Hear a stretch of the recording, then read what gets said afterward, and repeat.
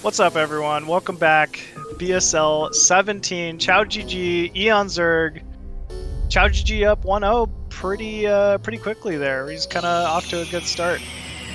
Yeah. Game one, eOnzErG just didn't have the economy. I think his build could have worked, but that 5 zealot attack, despite seeing so many lings, he just moved across the map and everything just went down the drain after that. It seemed like eOnzErG couldn't build those drones that he needed. He couldn't go for, those lings could have been Hydras if he wanted, and if he had attacked then before the cannon's complete, maybe he could have gotten something done.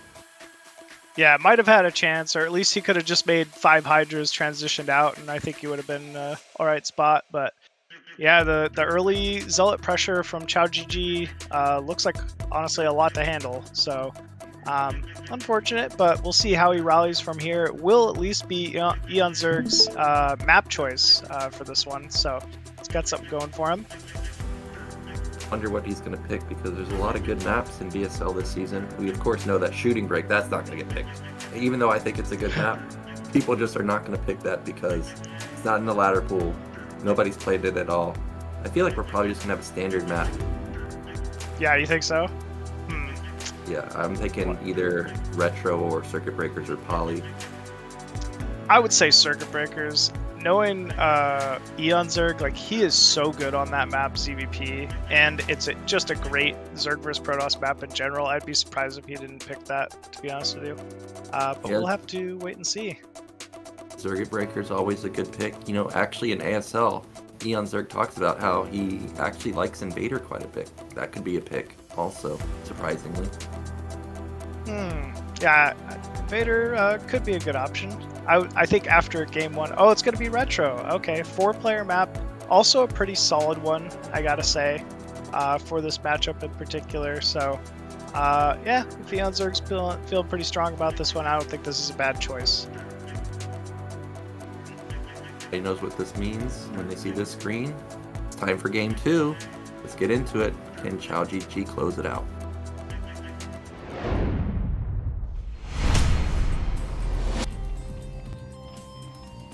Okay, go ahead, Machine. And spawning top right as the white Zerg, we have eOnzErG. Up 1-0 in the series. It is BSL Joe 1. Joe, man, Joe 1. Joe number 1. Yeah. Well, he brought it in game 1. Taking down eOnzErG is no joke. eOnzErG, I don't know what his actual ranking was in the BSL ladder, but I know it was near the top. I mean, I've seen him hit 2,500, multiple times, which is no easy feat. He's a monster, man, and he's very good at this matchup in particular. All the things that make a Zerg difficult to handle for a Protoss, he has those characteristics, right? Like, he's very aggressive with his early Zerglings, has a lot of fine ling control that's on a level not a lot of other foreigners really have.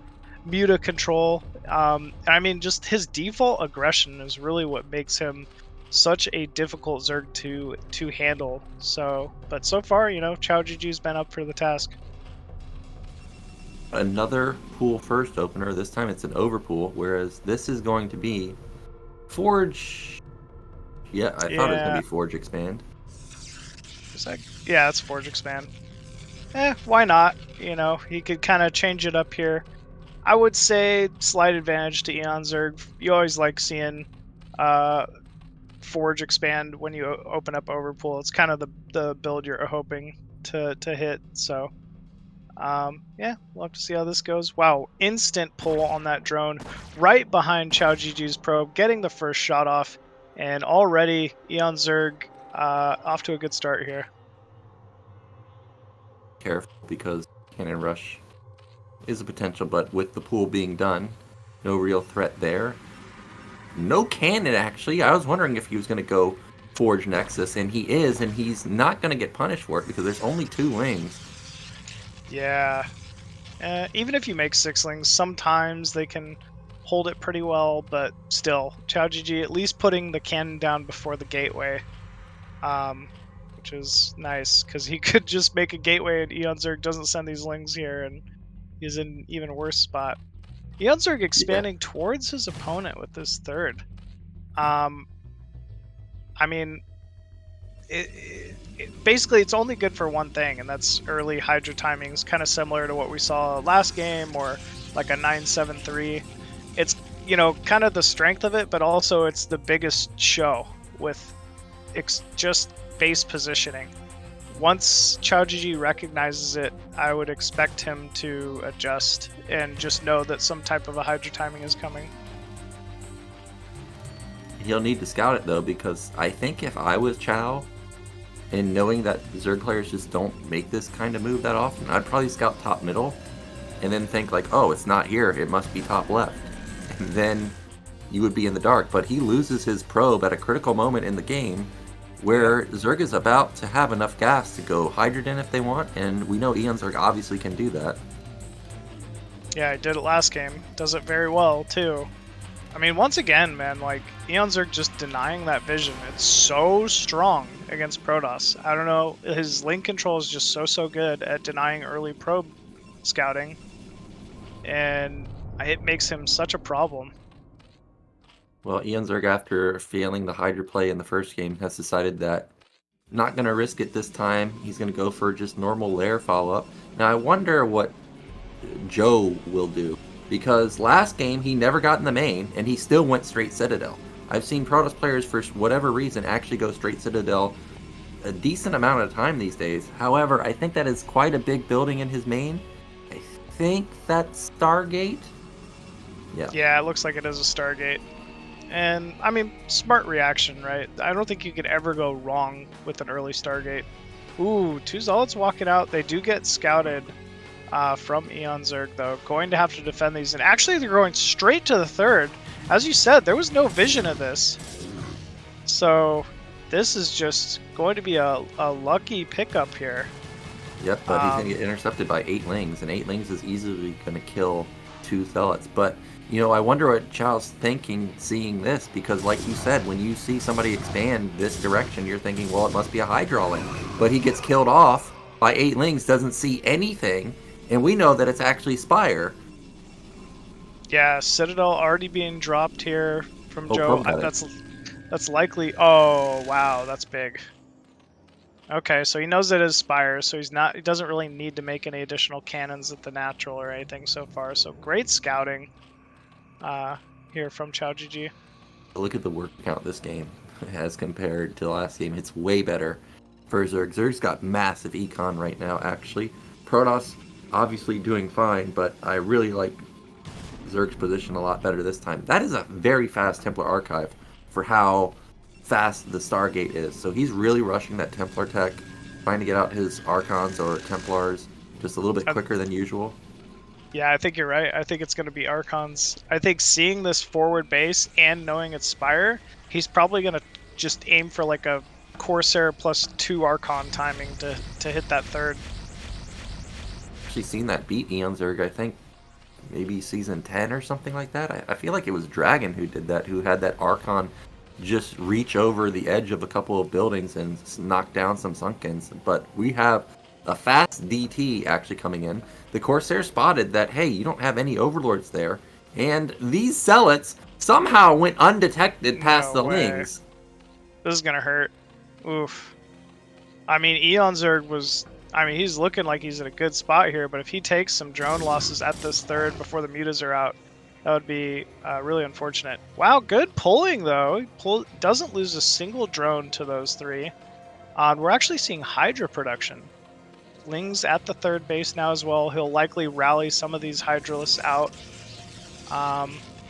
Scourge out on the map. We see something blue in the center of the map. Could be DT. Yeah, but it does get scouted by those Overlords, so as long as eOnzErG's being attentive, he should know this is coming to the natural here. Trying to hope that the Zealots can draw the attention away while the DT goes in. As the DT goes in right now, undetected, and he's going to get in there. Right in that drone line, just one-shotting each and every single one of these drones here. Big pickups. Oh, at least it falls before it goes inside the main. But still... I thought that DT was going to get up the ramp and get a couple more kills, but actually gets taken down. However, like you said, this is not Mulus. This is just Scourge to push back the Corsairs and then a lot of Hydralisk production. Yeah, it really is. Oh, do it. Build the proxy hatch. Do it! I think it's a mistake. I think it was a misclick. He pulled that off the gas at a stat drill. Where's his units? He has nothing! He has literally nothing! What, 2 cannons? Templar. This is insane, man. eOnzErG. Oh, what a timing, dude. Yeah, what is going on here? He just exploded in units, like, out of nowhere, and Chow had zip, nada, zilch, and he's about to be out of this game. Yeah, I don't see a way he can hold this. We do have 1 Templar coming down. I mean, maybe if we got a Miracle Storm or something, but I don't know. Yeah, Overlord speed coming in here. GG is called, and suddenly, just like that, eOnzErG taking game number 2. Whoa. That eOnzErG I thought was in a pretty dire spot. That DT killed a good 5 drones. Zealot harass at the 3rd. Everything was completely scouted. eOnzErG's 3rd base out of whack. Like, how do you hold that later on? But man, he made it happen with a pretty solid mid-game Hydra timing there. I don't know. There was nothing at the natural because he didn't have vision there, but he struck at the absolutely perfect time, and he needed that because now he's tied up in the series 1-1. Yeah, 1-1 against a player like QiaoGege, man, that is no easy feat.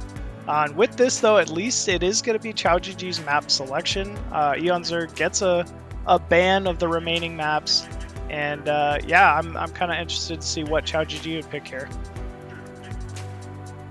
A lot of good maps for Protoss, I think. I think in general you still want to play a normal map. Maybe not Polypoid just because Zerg, or maybe not Circuit Breakers, I mean, because Zerg is so good on there, but Apocalypse is pretty normal. We still Invader, got Poly. Maybe. Yeah, Invader. If you're somebody that likes to be aggressive like he was on Dark Origin, that could be a good map. However, you got to be careful though because you have the double entrances, one with the ramp and one at the very front of your base, and actually he does go for Apocalypse. Great map. I really enjoy, playing this map ZVP. I actually think it's a little Zerg favored, and the BSL stats would beg to agree. I think drop can be a big issue mid-game on this map for Protoss to handle. But that being said, man, it is QiaoGege. We know he picked this map for a reason. He's got to have something planned here. So let's jump into game number 3, eOnzErG versus QiaoGege.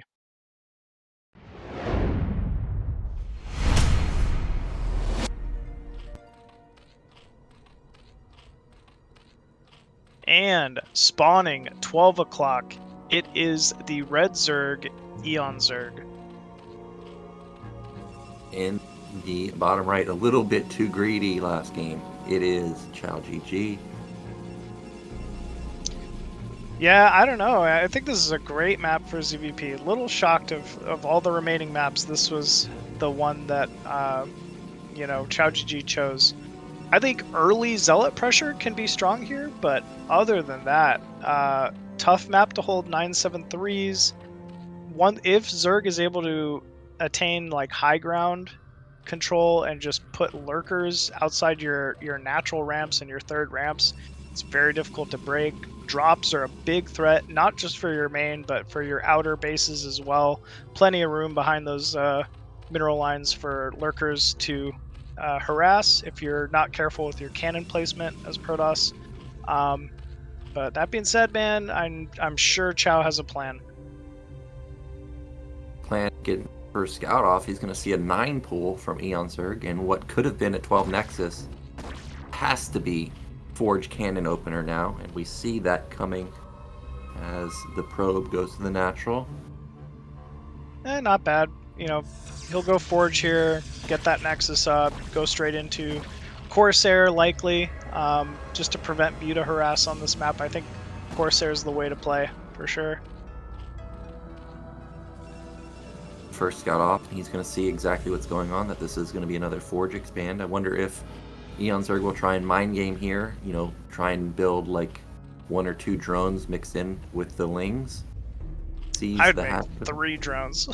Just get greedy with it. If they're going to be greedy and he sees that Nexus timing, oh, and even better, he made a photon cannon. 3 drones would have been amazing here, but I mean, you know what? He's playing it safe, getting some lings, gonna use those to prevent any kind of early scouting, which he's done so well so far.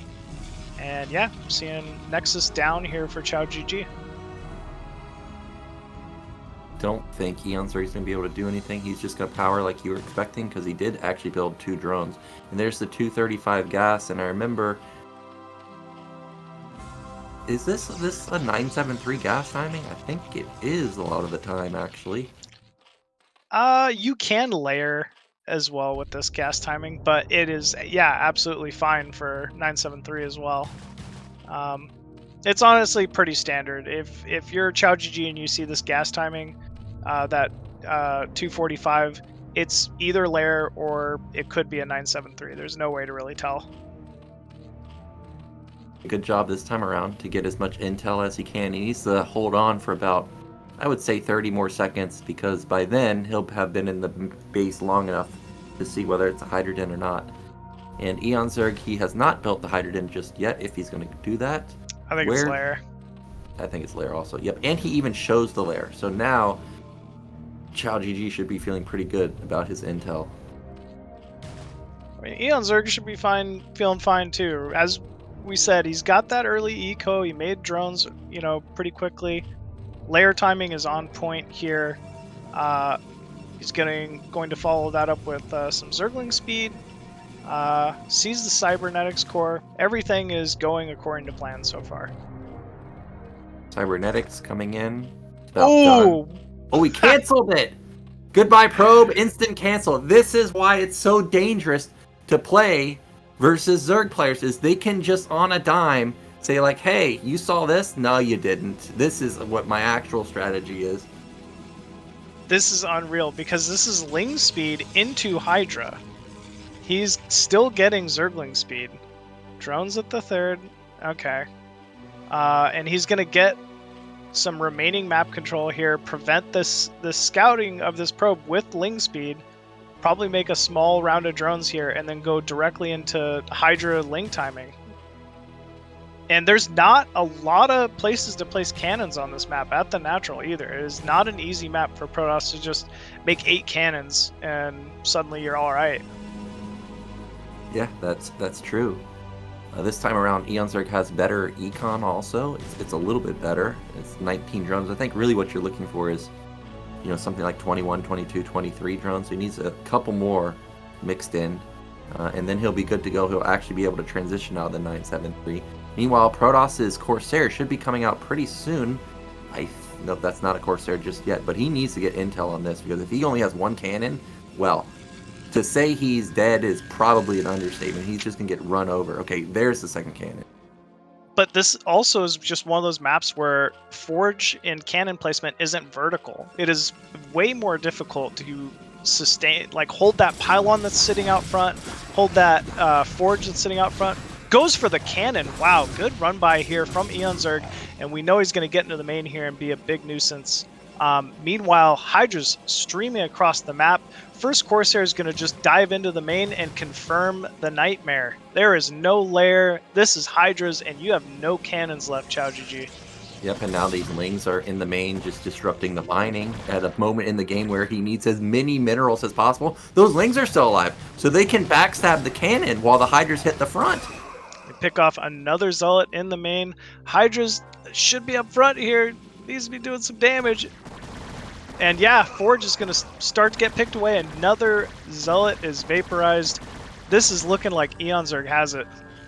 Well, this is a lot of cannons being built. This is 5, 6 cannons, but actually Machine, if he pops that pylon, those top 2 cannons may not be powered. Yeah, they might not be. Oh man, I kind of wish he just went for it there and dove on the last 2 cannons. He's got a couple Lings in the main that could tank a couple shots. There he goes. Here we go. 5 cannons versus about 12 Hydras. Who will win here? They're selecting the gateway, and you know what? This is held. eOnzErG needs to just go back to droning and play it out from here. Get that layer down, There's no way to break that amount of cannons, unfortunately. eOnzErG, I think, feels like he didn't drone enough, so he's going to continue to try and break this, but like you said, QiaoGege, he's held it at this point, but eOnzErG never hit the drone count that I was talking about, you know, like the 22 drones. Even though it sounds like not a big deal, 22 versus 20, it is actually a big deal. That's a lot of money that eOnzErG doesn't have to build a 4th hatch, potentially a 5th hatch. Like, look, that drone wants to build the hatch, but he doesn't have the money. Yeah. Oh, man. It looked like he had this. I'm a little surprised. But there's just too many now. He's gotta know he's not gonna be able to break this. Yeah, and Chow has enough probes that he doesn't need any more probe production anymore. He can literally just focus on units. And yeah, eOnzErG sees the writing on the wall that he's got to end the game. But there's 10 cannons here, man, plus 3 gate speed zealots coming soon. Yeah, 4 gate even. Jeez, Templar Archives on the way. Chow's just feeling confident. Seeing additional pylons going down. Yeah. eOnzErG desperate, building Lings when you really want to be building Hydras if you can. So this is make or break for him. He's going to risk it all with 1 mega all-in. He still has a lot, but cannons are just so ridiculous. Also with the Zealots tanking the shots, this is going to be almost impossible to break through. I actually think eOnzErG, if he's going to go, he's got to go right now. Yeah, I think he agrees. We're seeing him lined up, and here go the Lings. Hydra's getting in there. Get some great shots off on those Zealots. 1 cannon already going down. Probes being pulled, though, from QiaoGege, and they are just in such a great arc there, tanking for this cannon line. Zealots still streaming in. And yeah, there's still 6 cannons remaining. Templar on the way. Storm being researched. And eOnzErG just continually pressuring with Hydras here. QiaoGege's doing a really good job with the Corsair to spot, okay, are you droning? Okay, still not droning? I'm just going to build more cannons. And he also, with the Corsair, has vision, which allows him to drone or probe drill, which is how he was able to just get on top of those Hydras so quickly with them. Oh, that's so great. I was wondering how he did that. I was like, man, those probes were fluid. They just flew out there. Yeah. Okay. I wish my workers were that smart. Yeah, seriously. +2 about to finish, or maybe that might be +1 actually. Yeah, +1. Never mind, but still, big upgrade timing here for QiaoGege coming up. Probe count, as you mentioned, doesn't need to be touched. 48. He is sitting pretty. And yeah, I don't know. It's just about time for eOnzErG to try to slam into this before Storm completes. But once that Storm's done, I mean, nothing kills Hydras like Cannon Storm. Yeah. Well, here we go. This is going to be the last hurrah for eOnzErG. Doesn't even really try to dodge the Storm there. Just eats it, and, well, now we're in the same scenario as the Dark Origin game, is we just don't have any econ, all in Hydra, and Protoss has big econ, big production, so I'm sure you're just going to see Chow move out like after 1 or 2 more cycles. Yeah, I mean, the time's on his favor, or at his favor, you know, like he can stay as long as he wants at this point. He's still doing a great job scouting with this Corsair, seeing the drone count, reacting. He's just going to he's probably going to wait for OBS because he has scouted that eOnzErG has a lair, likely has Lurker on the way. And so that's going to be basically how eOnzErG tries to buffer and buy himself enough time to drone up for a bit. And but yeah, if he gets a good observer timing here, there's really not going to be a whole lot eOnzErG can do about it. His robot's already done, so observer should be coming out in just a moment. And once that comes out, all the key upgrades are going to kick in too. Speed is halfway done, range is halfway done. He clearly already has Storm. He's got a good army count too. All he has to do is just secure his high ground like you were saying, and there he goes. Yep, QiaoGege moving out, pressuring towards his own third. It looked like he whiffed a Storm a little bit. Yep, Nexus down. Probably just waiting for that observer to get over here, and eOnzErG recognizes it, completely backs off the map. We are seeing more Hydra production now from eOnzErG, anticipating this coming timing. And Yeah, that Evo chamber finally up here for eOnzErG. He needs to get some lurkers, and they're going to need to be in some pretty key positions to hold this. I think all eOnzErG can do now is just pray that he can hold on defensively with his Hydra Lurker and stall the game out, but Chow's going to take a third base himself. eOnzErG, there's no way he can even hide like a fourth base, so I don't think that can work. I think he's just going to have to pray that there's a misstep, but we've got most likely a DT drop into the main. No observer or no overlord either to meet it, so this is just going to be pure damage. eOnzErG's a little out of position, unfortunately. Trying to get aggressive with a group of Hydras, though. He might be able to deny this third or kill off some Templar, but yeah, DT already in that main. Wow, good reaction from QiaoGege. Getting a good storm off on that lurking group of Hydralists. But yeah, as we can see, the DT chewing up the drone line in the main. Every drone is going to die. Now eOnzErG, I think, sees it, but it's too late now. He's just going to have to all in. I mean, he was already all in, but the hopes of maybe trying to transition and camp your way out of this position is just not going to happen anymore. The writing's on the wall. Again, we're getting doubling supply for Protoss. Hydras are going to try and, backstab the Templars, try and pick them off before they can get Storm off, but there's not even that many Hydras. No, there's not that many lurkers left either. DT going to the natural here. Protoss catching out this group of Hydras. And once again, no overlord at the natural here. Every drone is going to die here in the main and the natural. Down to 15 workers, almost 10 workers. Wow. I don't know if I've seen a DT deal this much damage. You've never played Gosu, Dart. Yeah, Machine's like, what do you mean? I have this every single game. One DT kills everything. That's true. Oh, man.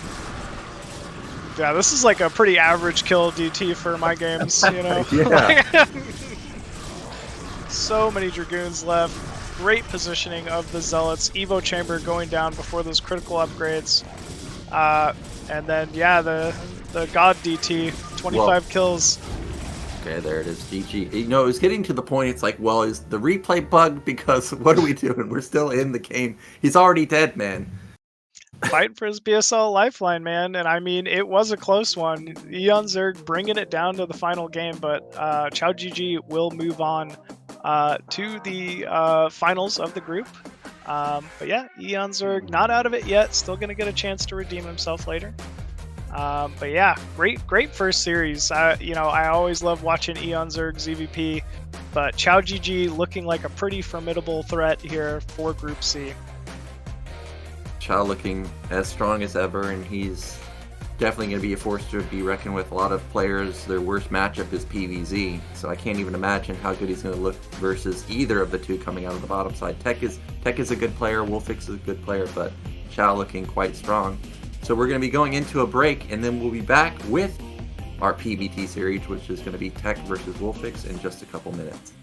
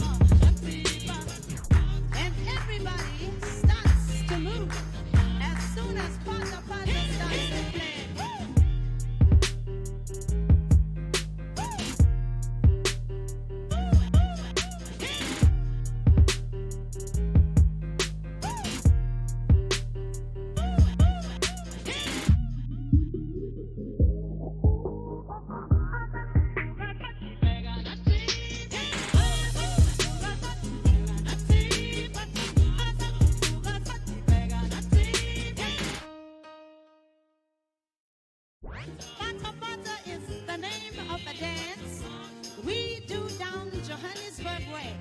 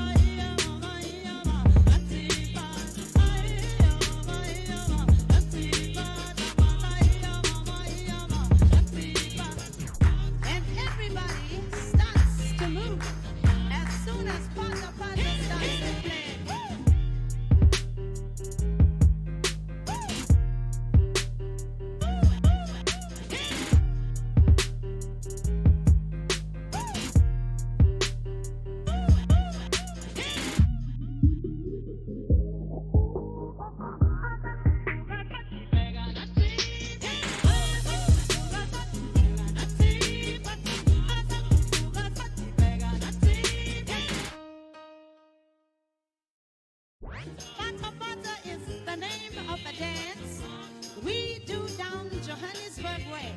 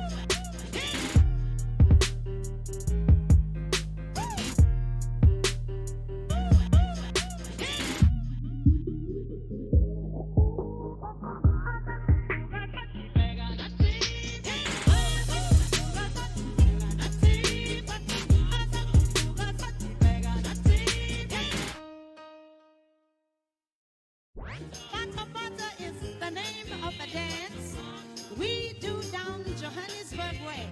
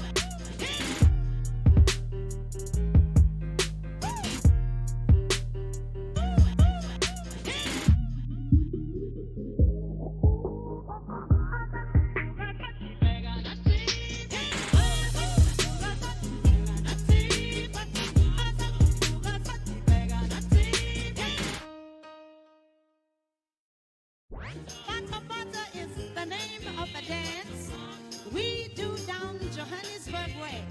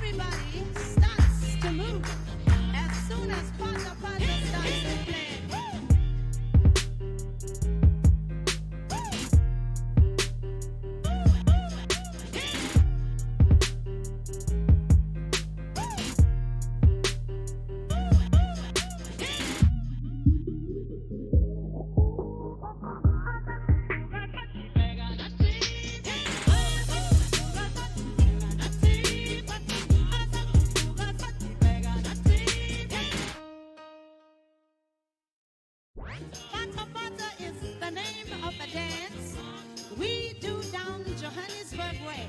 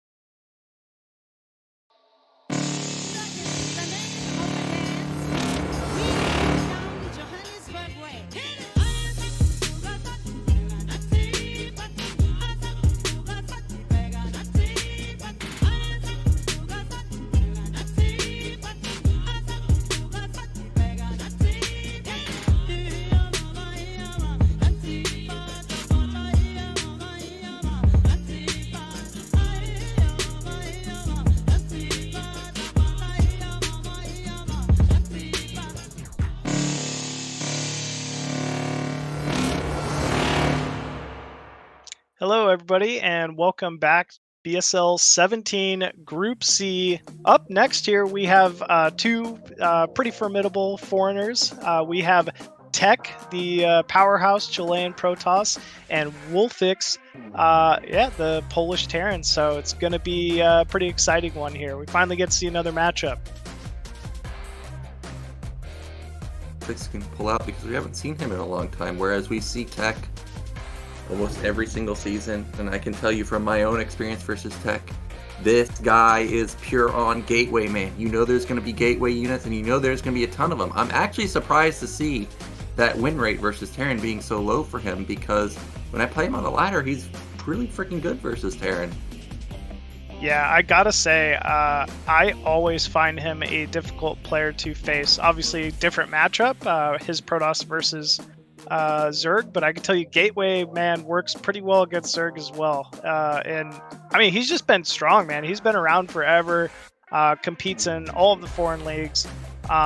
So yeah, if I had to pick a favorite here, I would say for me, it's going to be Tech. But you know, can't ever count WolFix out of it. He's a multiple-time round of 8, round of 16 BSL competitor. And yeah, he plays Terran, so he's just automatically really strong. By default, Terran is very. This is going to be a tough game, I think, for both sides. You know, WolFix, I'm not too sure of his actual playstyle. For some reason, I'm feeling like I remember seeing like 5 facts, but you know, I could be completely wrong because I haven't seen him play in such a long time. But we're ready for game 1. So let's get into Dark Origin.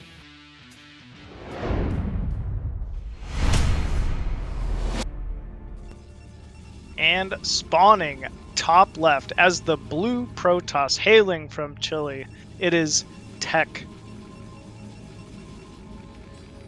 In the bottom right, our Polish Terran, it is WolFix.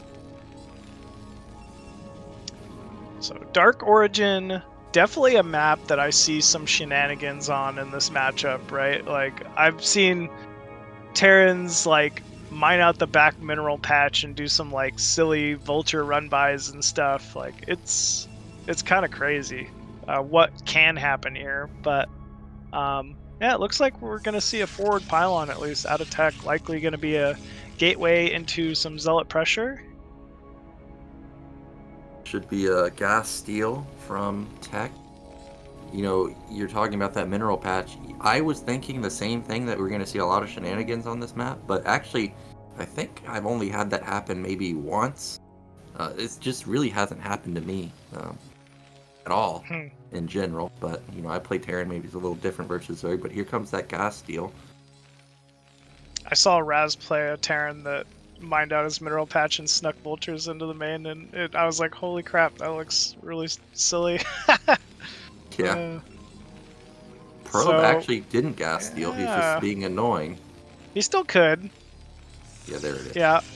It's pretty efficient gas steal too. He didn't cut any probes to do it or anything, so nicely done so far from Tech. Getting pretty annoying with that probe, doing a lot of damage to this initial SCV and not taking much shield damage either. So this is a big threat so far. We're seeing another SCV being pulled off the line.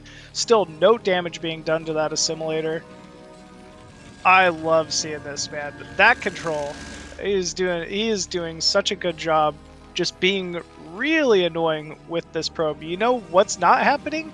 That gateway hasn't been scouted yet from WolFix, so he only now knows what's about to hit. And it's going to be some zealots early on.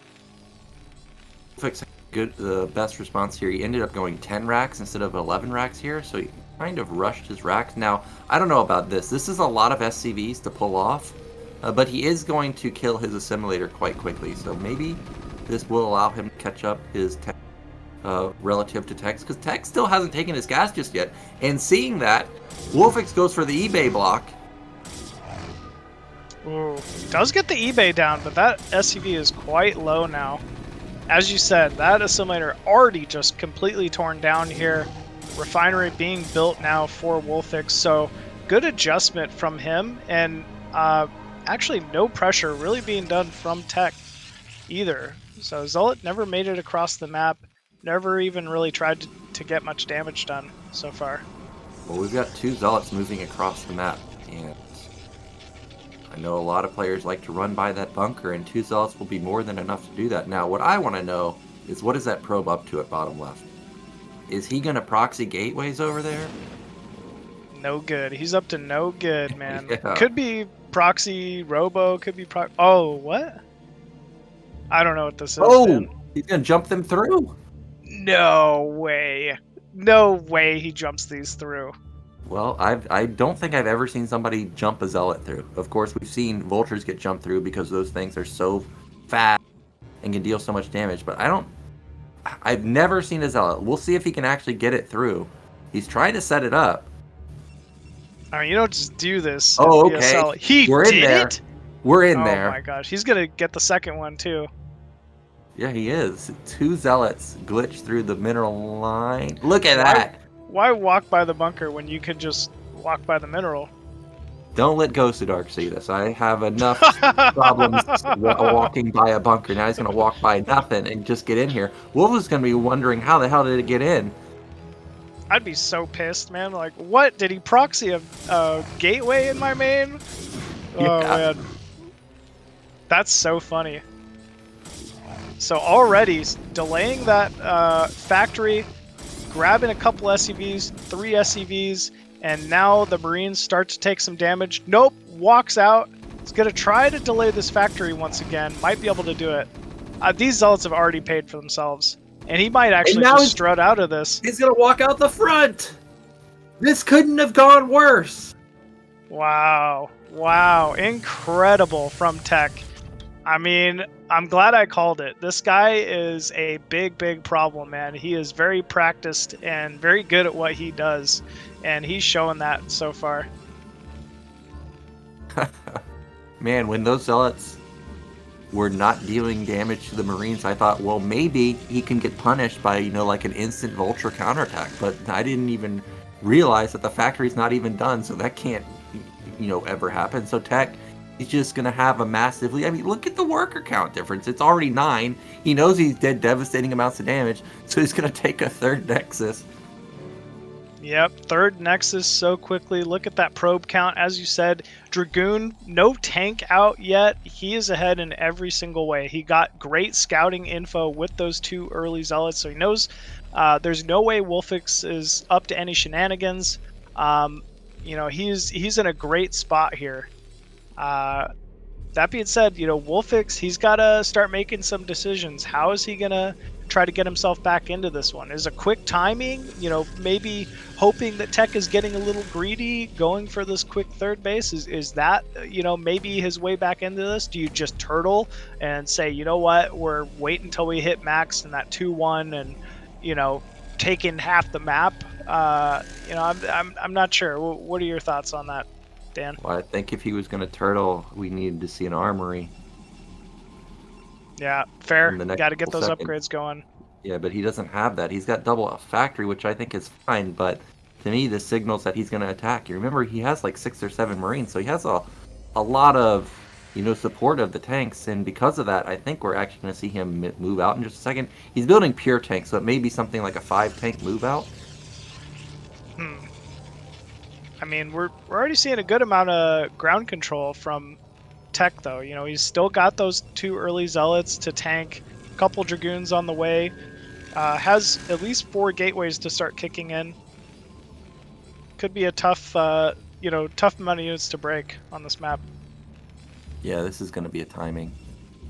Tech this game didn't go Reaver, so there actually is some hope that Terran could make this work, but it's still going to be really rough. If he goes on to the high ground at mid-left and overlooks the 3rd base, maybe that can be an angle to actually come back into this game, because that's going to be a really hard position for Protoss to hold, and here he goes. Yeah, Dragoon maybe gets caught here from this SCV. Nope, actually gets him out there by killing off that SCV. Very nicely done. There's an observer sitting over top these tanks. He knows exactly when and where and what is coming. So now we're seeing him starting to consolidate his Dragoons in the center. Oh, but you know what? 2 Dragoons falling almost instantly. A little bit of maybe mis-targeting from Tech there, targeting down the Marines instead of the tanks, but still, it might not matter. Yeah, 1, 2. It just Ooh, barely yeah. doesn't matter. I mean, those were really good focus fire from the tanks onto the Dragoons, but look at this. WolFix didn't rally his Vultures with that army. If he could have rallied the Vultures there and taken down that Zealot quicker, and then had the Vultures soak up some of the hits, maybe he could have actually gotten through, but now he's just stuck down one base with only 2 factories of production versus a Protoss that already has 4 gates and has already a ton of goons. Does have a Vulture run-by potential here, though. Tech doing a great job walling with those 2 Dragoons at home. And actually, it looks like this has been thwarted. Might lose a couple goons here.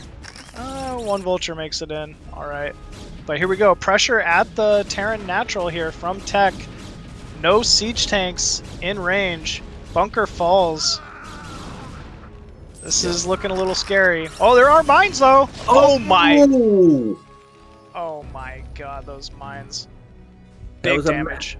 Massive hit, but I still don't even think it matters. He's still down 30 supply, even though Protoss got off that huge, or Terran got off that huge mine hit. Terran's going to try and transition into 4 or 5 facts, but it's just so late at this point. Yeah, the damage has been done. I mean, as you said, there's no armory. There we go. Armory just now starting, so these upgrades starting, you know, at the 10-11 minute mark, it's just a little too late. Meanwhile, Tech is free to just take the map now. He's got perfect vision with those observers. Should be taking his 4th here shortly. And, you know, maybe building up that shuttle count to Zealot bomb any tank lines or do some counter pressure. Yeah, we'll have to see. Well, it is going to be a 5-fact follow-up. I actually think WolFix needs 5-fact regardless of whether this is a timing or not. If he ends up trying to take a 3rd base, Just he's to going hold. he's going to need a lot of production just to hold. So even though this does seem like it's going to be a timing, he needs this anyways. Tech, I want to know what's at the bottom left side of his base. Is that Arbiter Tech? Oh, it is. Oh, it is. Great timing on that too. Looks like Arbiter already in production here. I mean, that's really just gonna. He's likely just going stasis, right? Just to stop any tank timings that might be hitting here soon, because he knows he's ahead. Yeah, once you get the Arbiter out, even if you don't have stasis in this type of game, just having the invisibility is going to be annoying for Terran. We can see actually WolFix is doing a good job to not necessarily close the gap in supply. He's still down 50, but versus someone who had 7 gates and he only had 2 factories, I think he's done a good job to keep his supply relatively high. He also has a good SCV count. If he has another big mine connection where he has a good trade, he can actually transition this into a 3rd and 4th base. Yeah, I think he's gonna have to. And we see, command center in the main. I think he's realized, you know what, this is a lot of Protoss right now. I'm probably have no business being on the map. Let's just start pushing to my 3rd. Yeah, and with it being a 2-player map, if he can somehow have a miraculous engagement 4 bases, Terran can still win. It's obviously going to be very difficult, but it's not like Polypoid where you get 1/4 of the map and Protoss has the other 3/4. There's at least a possibility where Protoss will only be up maybe 1 base or 2 bases. That's okay for Terran. There's command center. The beautiful thing about this game is, there is no bigger advantage than trying to stay 1 step ahead of your opponent tech-wise. Already we're seeing Tech with Arbiter. When do you recognize, hey, Terran's not going to go for a timing here. He's actually just trying to take a 3rd. We will have map control forever and, just go straight into carrier here. Well, really, he should have known that when the tank attack happened. He knew he did 1 billion damage with the Zealots. He knew that he shut down the tank timing, and he knew it was only 2 factories. I mean, Terran just can't ramp up their production fast enough if you were to just switch for carriers at this point. I think what he's doing is fine because he's still maxed out so fast. He's still going to have stasis here. But if there was a huge minefield, which I realize there isn't, but if there was, and these zealots got evaporated, this is a way WolFix can get back into the game. But I think the game's just going to end here. There's just too much. It's 125 versus max. Yeah. Here come the Zealots. Arbiter getting a great stasis off on those initial 3 tanks. And yeah, this base is 1000% dead, and we're just seeing endless Zealots streaming into siege tanks here. What a insane timing here from Tech. Yeah, this has got to be over. There's literally like 35 zealots in this army. He had more zealots than WolFix had anything. Tanks and vultures there, and that was a massacre. Yeah, that was a massacre for sure, man. I mean, Tech just looking so strong, kicking things off here, game 1. We kind of thought it would, he was going to do very well, and yeah, he proved it himself, man. What a strong showing for game number 1. With that, it will be WolFix's map choice for game number 2 here. Tech obviously getting a ban. Dan, what do you think about this map pool? If you were playing a Tech, such a strong Protoss who's going to just throw Gateway Man units at you, what do you think a good choice would be? Circuit breakers.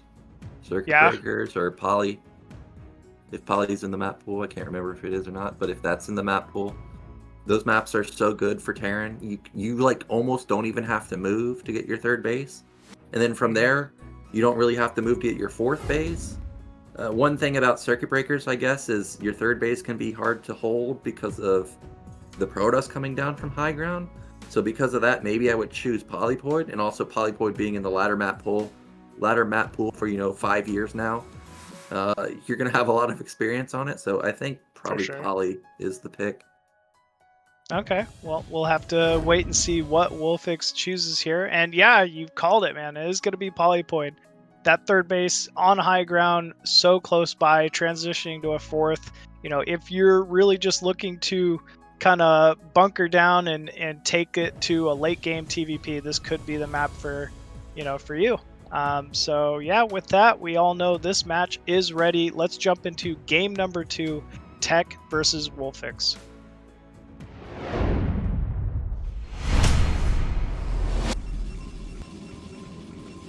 And spawning bottom left as the blue Protoss from Chile, it is Tech. Yep, and in the top left, we've got our Terran, WolFix. Did you see that win rate, Terran versus Protoss on this map, Machine? No, I didn't. 48.5 for Terran. So almost 50% in historically a really bad matchup for Terran. So that just tells you how good this map is.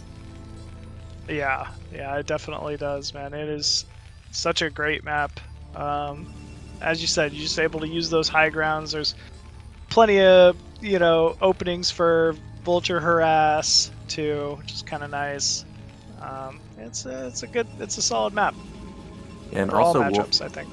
WolFix also got really good spawn here. You got top left versus bottom left, so when Tech makes its attack, it's going to be easy for WolFix to just secure that high ground. He's just going to have a really good trading angle from there, as opposed to, let's say, if he was bottom right. I think it's a little bit harder to defend that. That's just my personal opinion. It's a slight difference there, but overall, I think WolFix got dream spawns in this particular scenario.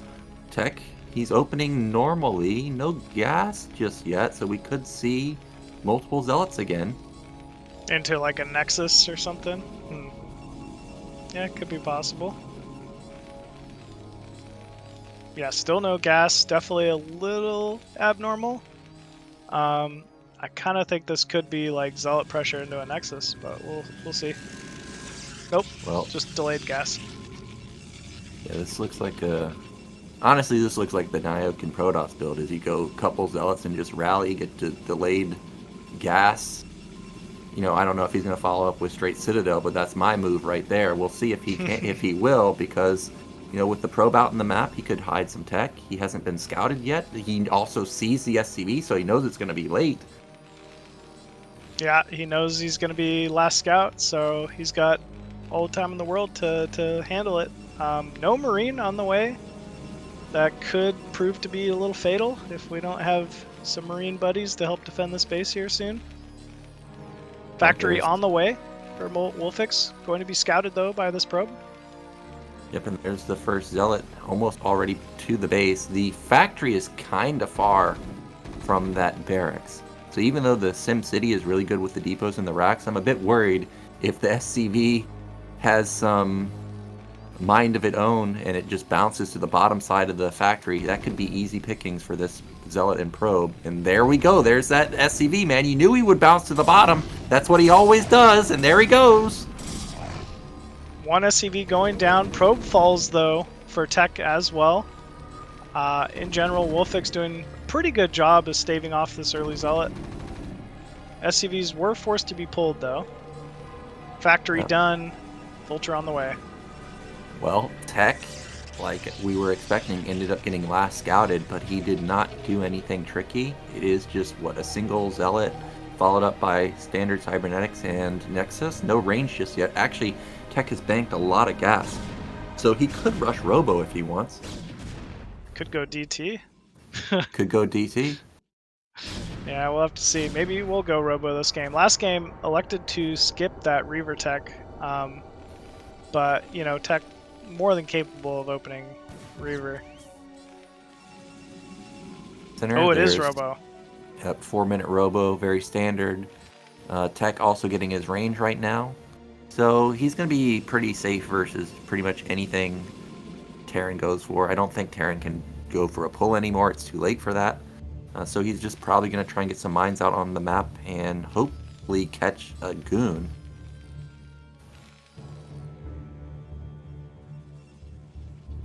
Yeah, Vulture running around here.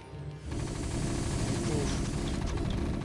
I thought he was going to run by with that goon for a second. I was like, I don't know if that's going to be a good idea here. Elects not to. With range, and if you had a little bit more distance run, maybe that's a different story. But yeah, I was like, dude, that's a full bunker. You're going to lose all. You're going to lose like everything just trying to run by that. But ends up backing off. Only lost shield damage, so not a big loss. The Vulture does not have Spire Mines just yet, so he's not able to set up and intercept the retreating Dragoon and get a kill. He also hasn't set up mines at the third bases either, so he's not even able... Well, hopefully he can get the mines down so he can confirm when the third base ends up getting taken. Tech, though, defending against mine placement at the third, though. He's very smart. He knows that every Terran wants to put that Vulture on that high ground and get a couple, get a few mines up there if they can. But he's doing a good job preventing it. Yeah, really well done. I like what WolFix has done here is because he doesn't know what the tech follow-up is, you can see he has 2 mines outside of his main to intercept potentially DTs. And actually, I can't believe that the spider mine actually got down. Yeah, I spoke too soon. And he's going to get a goon. That's pretty worth. 1 goon for 1 Vulture, and you get vision onto the third base, so that's great. Yeah, that was great from WolFix. Really, I mean, I don't think he could have hoped for it to go any better. Yeah, it was looking like Tech had all of the holes plugged up and you weren't going to get any value from that Vulture. So well done from Fix to find at least a little bit of value. We've got Reaver coming in, and we've got Speed coming in on that Reaver, so it's going to be looking to be a menace in the main. Yeah, no turrets quite yet. I think if WolFix started turrets here soon, he would have them in time. But yeah, if there's no turrets and this shuttle's allowed free reign, this could be a big problem here for WolFix. Yeah, one of the downsides of going for Vultures is, of course, you're not building tanks. And I don't know about you, Machine, but I don't think Vultures are very great versus Reavers. So this Reaver can just walk in here, and unless he ends up landing on a mine, which we know isn't in the main, he's going to be able to deal a lot of damage. Right now, he opens up an opening there. Okay, well, you got to be careful. Can't just run into turrets. No, great defense here from WolFix, using those Marines to threaten that shuttle that's already pretty bruised. Tech, though, just kind of responding as well, clearing that mine in his third. Likely looking to take his mineral only here. Yep, Speed's about to kick in for that shuttle, though. And once that kicks in, you really got to have Goliath. I mean, really got to have Goliath with range to make sure that that shuttle just isn't going ballistic. But so far, only one Goliath, I think, out right now. Reaver's going to clear that mine. And WolFix, he's falling behind in workers, so I'm getting a little bit worried.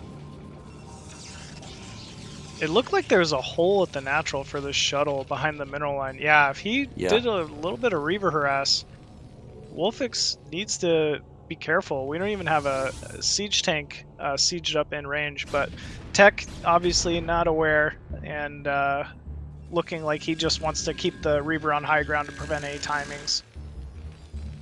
Yeah, I think this is a smart move from Tech to just sit on high ground. This can be very punishing, hard for Terran to move up into position. And now I'm starting to get really worried for WolFix because we're still just cutting 1 billion SCVs. Tech, if he knew that Terran was cutting 1 million SCVs like this, he could just flood gateways, which is what he's doing. And all he really has to do is make sure that he doesn't get killed by a timing. And if that happens, Tech's just going to be in an amazing position because it's just low econ Terran with not the fastest upgrades. There's no third base.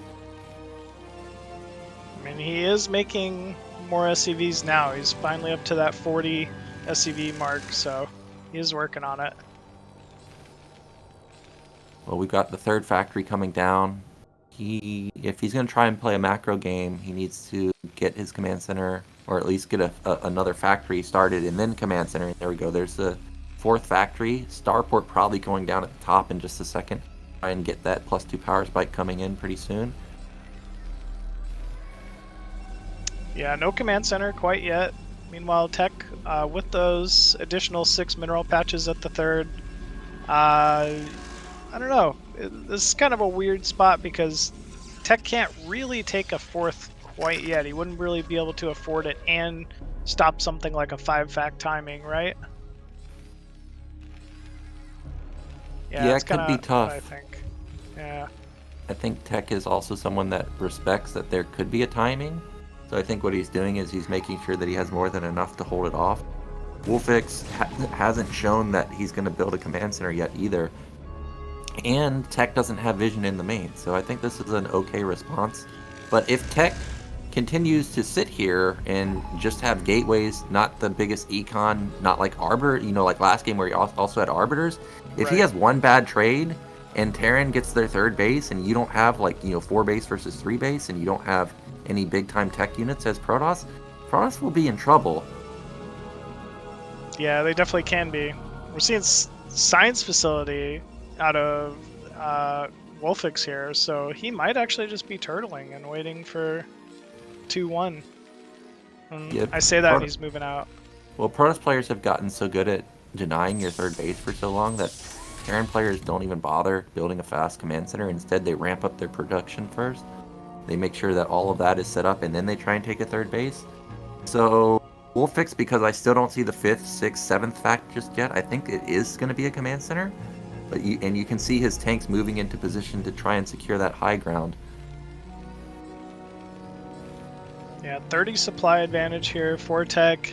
As you said, no Arbiter quite yet. It's likely just looking to be a bunch of gateways. Still, I mean, gateway Protoss pretty tough to deal with. The supply count is pretty big gap right now, 150 to 117. WolFix, he needs to be very careful. Speed's already done, yeah. So this is Gateway Man trying to just make sure Terran never gets a third base. If Terran wants to try and take this third base, he needs to float his eBay, his racks, anything to soak up hits from the goons while he cleans up all the zealots. And we don't see that. And those tanks are all clumped up. If there's a drop right on top of it, I think Terran's dead. Okay, here we go. There goes the zealot bomb. Goliath did a good job to focus down that shuttle. Where's the Reaver shuttle? We know there is one. There it is. Reaver's coming in here, targeting. Ooh, getting some juicy scarabs off on these siege tanks. And suddenly, WolFix tank count completely reset. Yeah, Tech is going to lose his whole army, but Terran also lost their whole army. I think overall this was actually surprisingly an okay trade for WolFix, because now he's going to be able to get his third base. And like I was saying, Protoss doesn't have heavy tech. Like, this is just...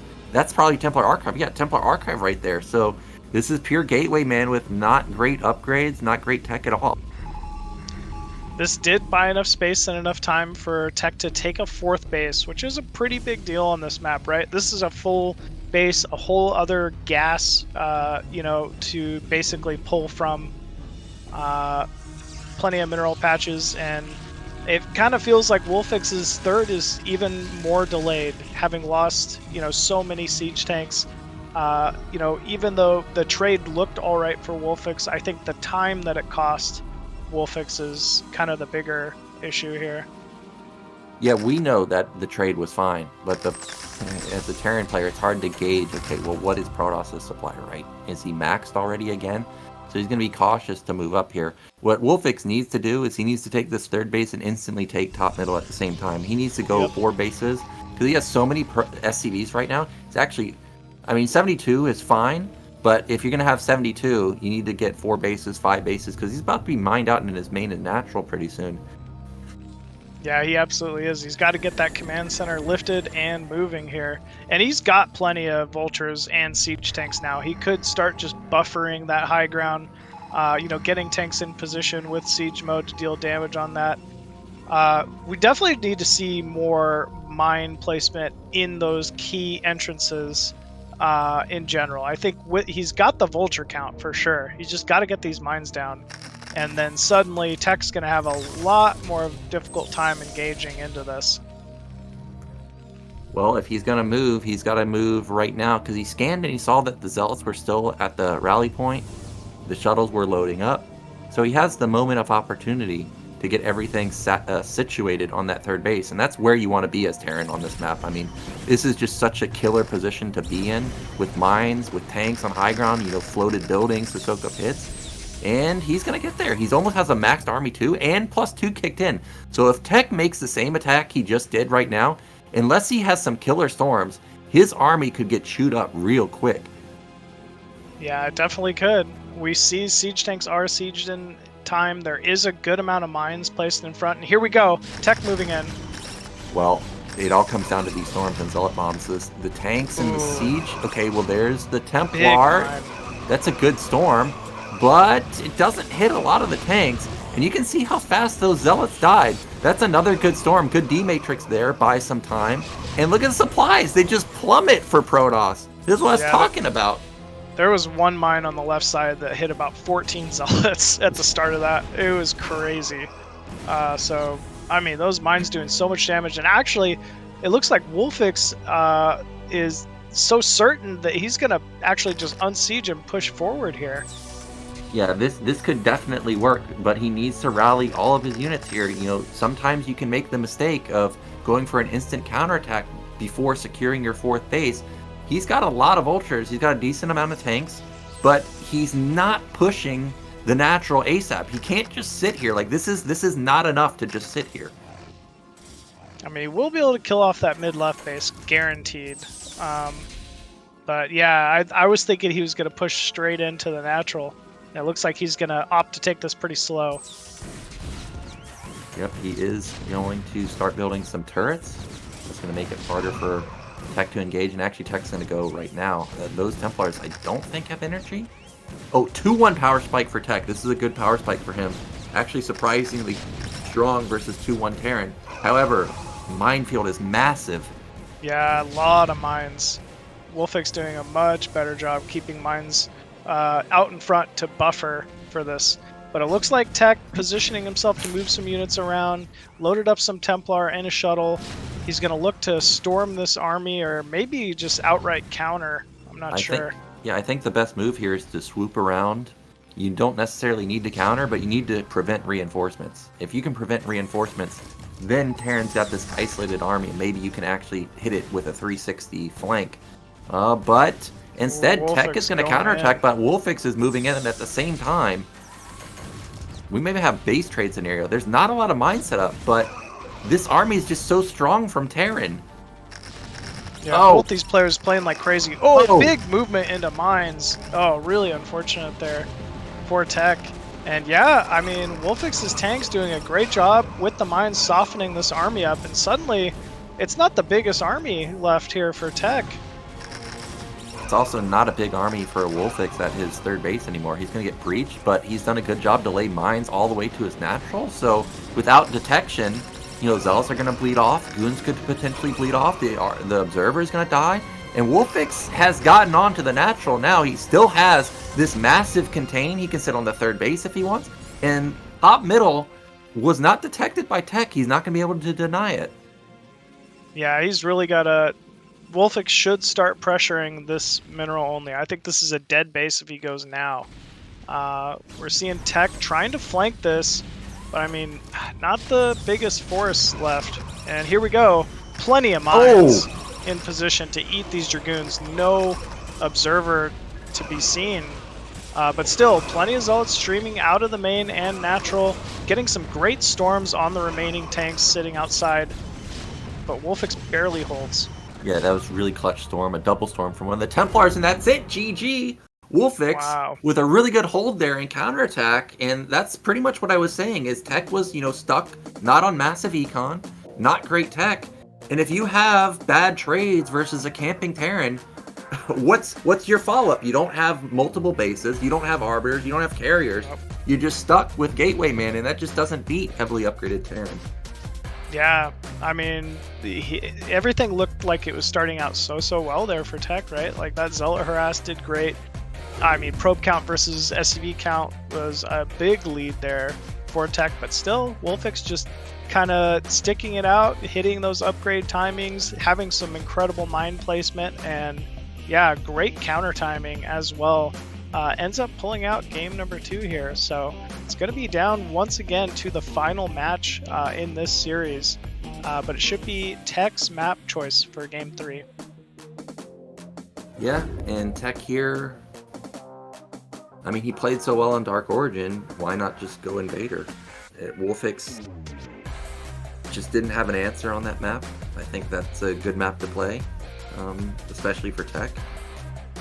Yeah, 2-player map, like, you know, he could even get away with doing some tricky proxy 1-gate kind of stuff if he wanted to, you know, but actually it's going to be Circuit Breakers. He picked Circuit Breakers PvT. Wow, that's a shocker. But yeah, with that, it looks like we should be ready to go. Let's get into game number 3 of Tech versus WolFix.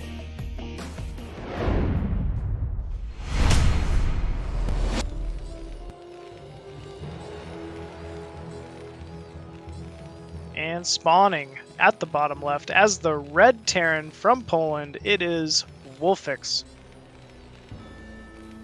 In the top left, our blue Protoss, it is tech. Vertical positions, PvT, this map. You know, you were saying earlier that you thought this was a great map for TVP, but actually in the end it's tech who ends up choosing this map. I think in general everybody likes Circuit Breakers, so it's not really a big shocker here. Maybe tech has something planned, but I imagine it's just going to be a normal game from him. WolFix again got pretty good spawns here if he wants to go for some type of timing. He's got close rush distance.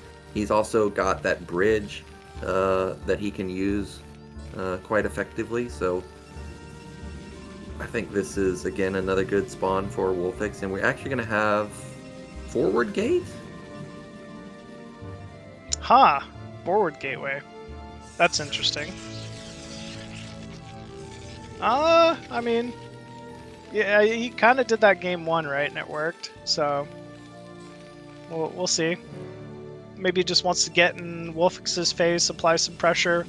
The early game has definitely not been the issue so far with his PvT, right? He's kind of gained advantages in both first and second game with that early Zealot pressure. Yeah, so no shocker to see him continue up the pressure here. He is going for a faster gas this time, so it's probably just going to be one Zealot into straight cybernetics, get that fast goon follow-up that we see so common these days in PvT. Probe again a little unlucky here, going to find WolFix most likely last. Meanwhile, WolFix gets the first scout, of course. Yeah, this is great for WolFix. First time in this series he's kind of got, that quick scout off. So we'll see what he makes of it. Should be able to, in the end, help him react to this early Zealot pressure a little quicker, sees the core as well. So no eBay block this game. And we see him building out a wall in his main with that barracks and a depot. Yeah, and Tech is cutting for this. You can see he's still cutting to get out that fast Dragoon. It's such a deadly combo, but you sacrifice a lot for it. However, that depot and Rax is way far away from his SCVs, and he smartly pulls some SCVs to hold here. Can it get into position, though? And the answer is just barely in the nick of time. Zealot SCV taking a little bit of damage, but great repair reaction timing there from WolFix. And I want to say this is already held. Oh, second Zealot, never actually, mind. 2 Zealots. It's going to be 2 Zealots and a Goon? I don't know if I've seen this before, but this could throw WolFix for a loop. He's not expecting to see the second Zealot already done. He's expecting probably the Zealot Goon. And now, here they are. 2 Zealots versus 3 Marines with not the greatest of SimCity. We see how the micro is. So far, pretty good, but he loses 1 Marine already. Yep, another one almost getting caught out, but Zealot's trying to group up here. 1 Zealot very weak. So now it's just down to this final remaining Zealot, but obviously a Dragoon on the way. If he can hold this ramp, maybe he can make something happen here. Oh, Vulture is out. Yeah, Vulture's out, and Goon's out, and now you have a Vulture and a Marine versus a Dragoon. Dragoon is just going to run wild in this main. He's trying to knock down that Vulture. He's going to get the Marine. Regardless of how much this Goon kills, he's already forced so much lost mining time. But Tech is still down 3 workers. I'm surprised that the worker count is still so low. Yeah, he's definitely had to cut a few probes to get such early pressure. And, you know, WolFix did eventually hold his ramp here. We see 2 Dragoons now meeting up, trying to pressure once again here, picking off another SCV. But it looks like he will back off. He's going to be careful to move down the ramp because Vultures may be okay holding the high ground, but an open ground versus Goons that have range, well, Vultures aren't really going to help you that much. So he's going to have to just sit on the ramp, wait for the tank to come out, and everybody knows what that SE was trying to do. It was trying to build a depot, and it looks like it was shift move back. So hopefully WolFix doesn't get supply blocked here.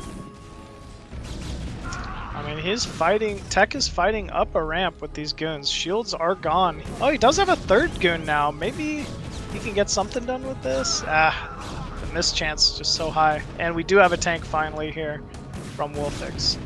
Yeah, this will be pushed back now. And he does get punished, loses 1 of the Goons.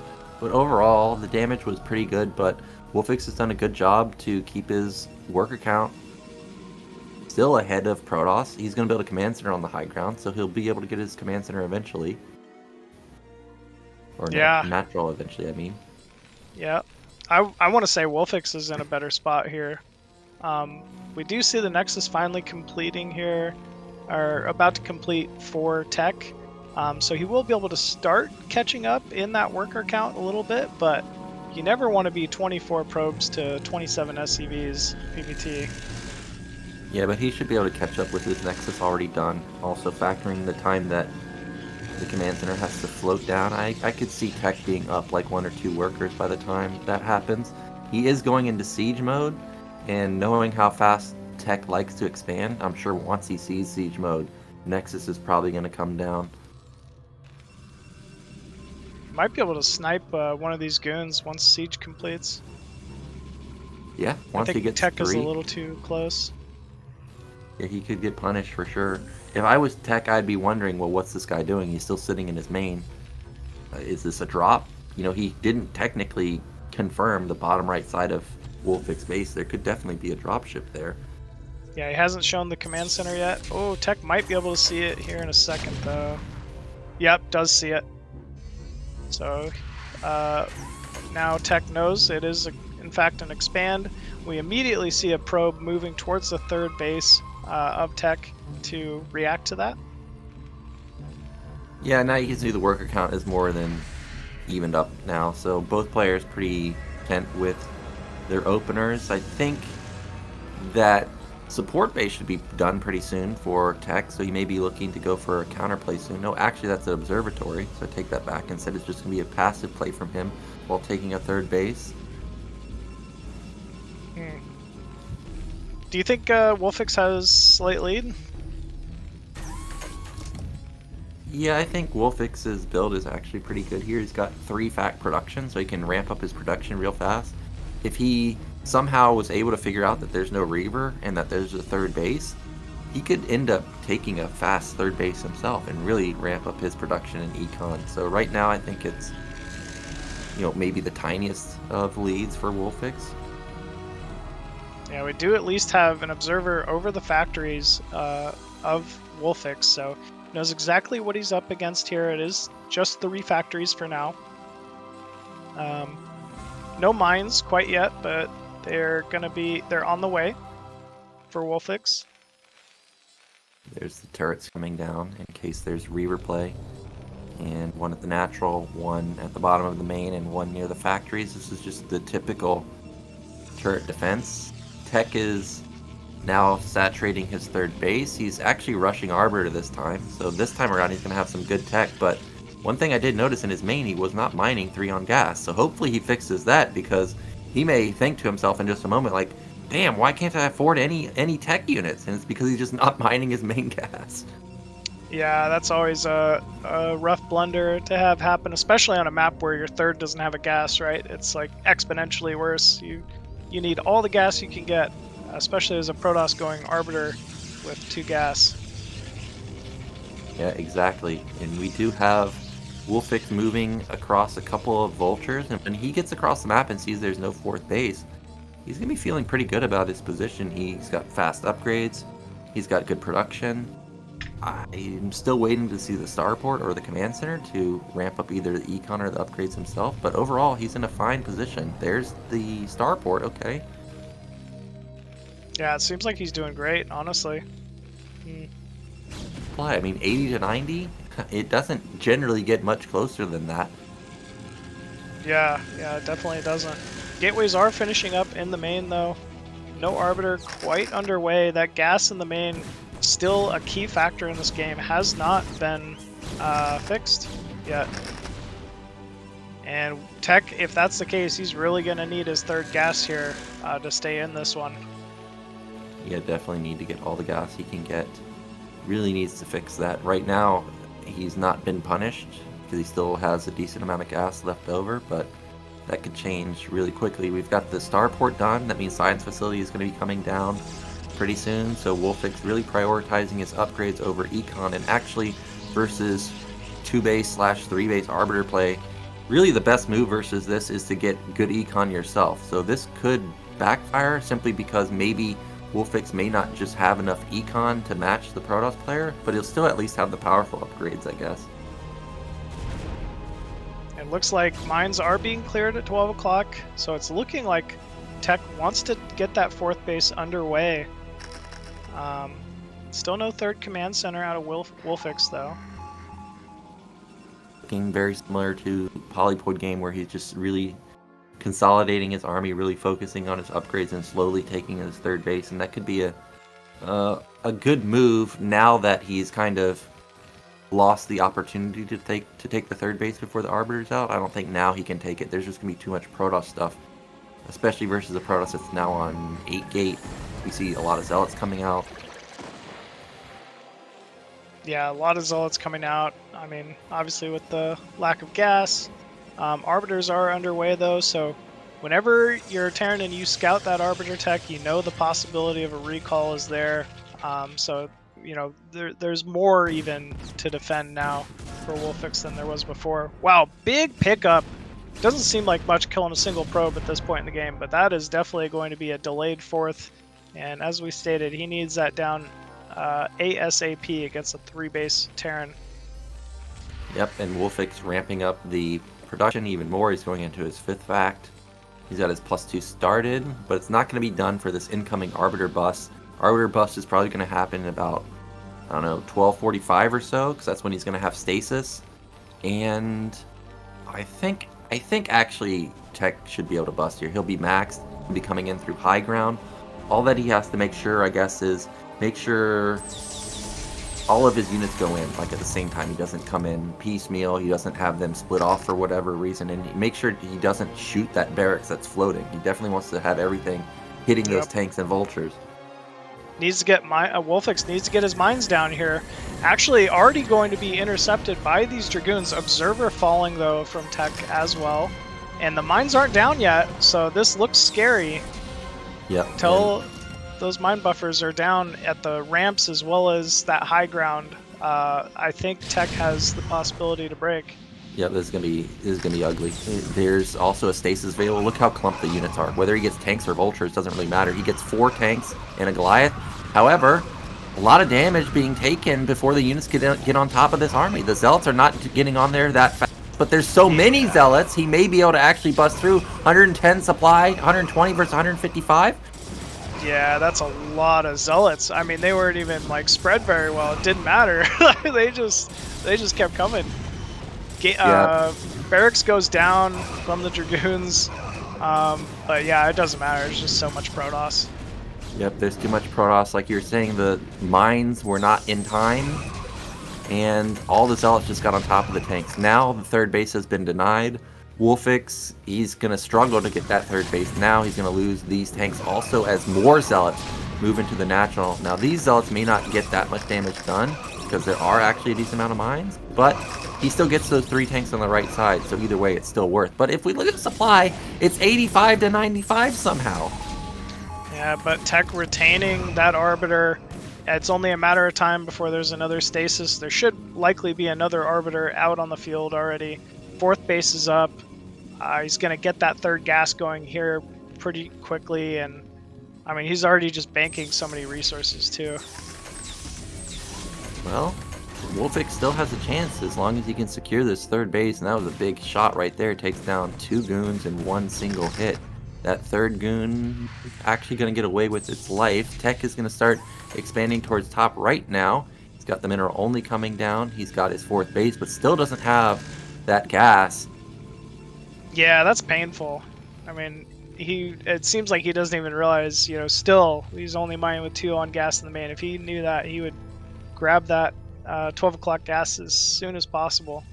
But yeah, like you're saying, I mean, it feels like WolFix kind of still in it. Only 20 supply behind, you know, he's got good positioning. He's set up and defending that 3rd now. And one nice characteristic of this map for Terran is once you get that mineral only, you basically have the 4th. You basically have 6 o'clock. So likely WolFix going to be putting another command center down if he hasn't already, and taking his 4th here very shortly. Well, here comes maybe round 2. Not that much actually here. I don't think Tech can make this move. If he makes this move, I think WolFix will hold, and then he'll get his 4th base, and then all of a sudden WolFix is back in the game in a good position. So I think Tech really needs to start just sitting here, just bank up a lot of Arbiters, like 3, 4, 5, bank up Stasis. I just don't see this working. I don't think he has the econ to make this type of move. So I think this is a smart move to just back off, try and secure more bases. It feels like Protoss think it's illegal to go carrier late game. Well, you went Arbiter machine. Can't do both. Yo, I didn't realize. I forgot there were separate Tech routes. Yeah. Yeah, my bad. Vulture going to scout top right here. If he can get top right and get massive econ, I think he could switch into carriers, but not going to be the case, especially with the double forge. I mean, he's really committing heavily to the ground army, so no shocker that he is just going to flood more gateways. But the fact that Tech has... Oh, we've got a drop. Yeah, nice drops. The Vultures, not bad. Gonna get a little bit of damage done there. Still not mining that 3rd gas for Tech at 12 o'clock. I actually think WolFix, as long as there's no catastrophic recall or stasis or something like that, I actually think WolFix has done it, really, because he's going to get his 4th base. He has 3-2 in just a second. I realize Tech has big upgrades too, but again, Tech just doesn't have massive econ right now. You really got to have massive econ versus 3-2. And that Arbiter almost died. It's dead. He did die. Goodbye. Oh man, let's see who mines their 3rd gas first. Yeah. Oh man. I Well, mean, there's- Tech is in prime position, man. Like, he can still take this even now. He's just got to get top right going ASAP, start mining that gas, and... Oh, nice recall. This is Wow, I the move didn't that even Tech think of needs to get back into the game. He needs a good recall like this. There were no mines set up, but it's still Terran with 3-2.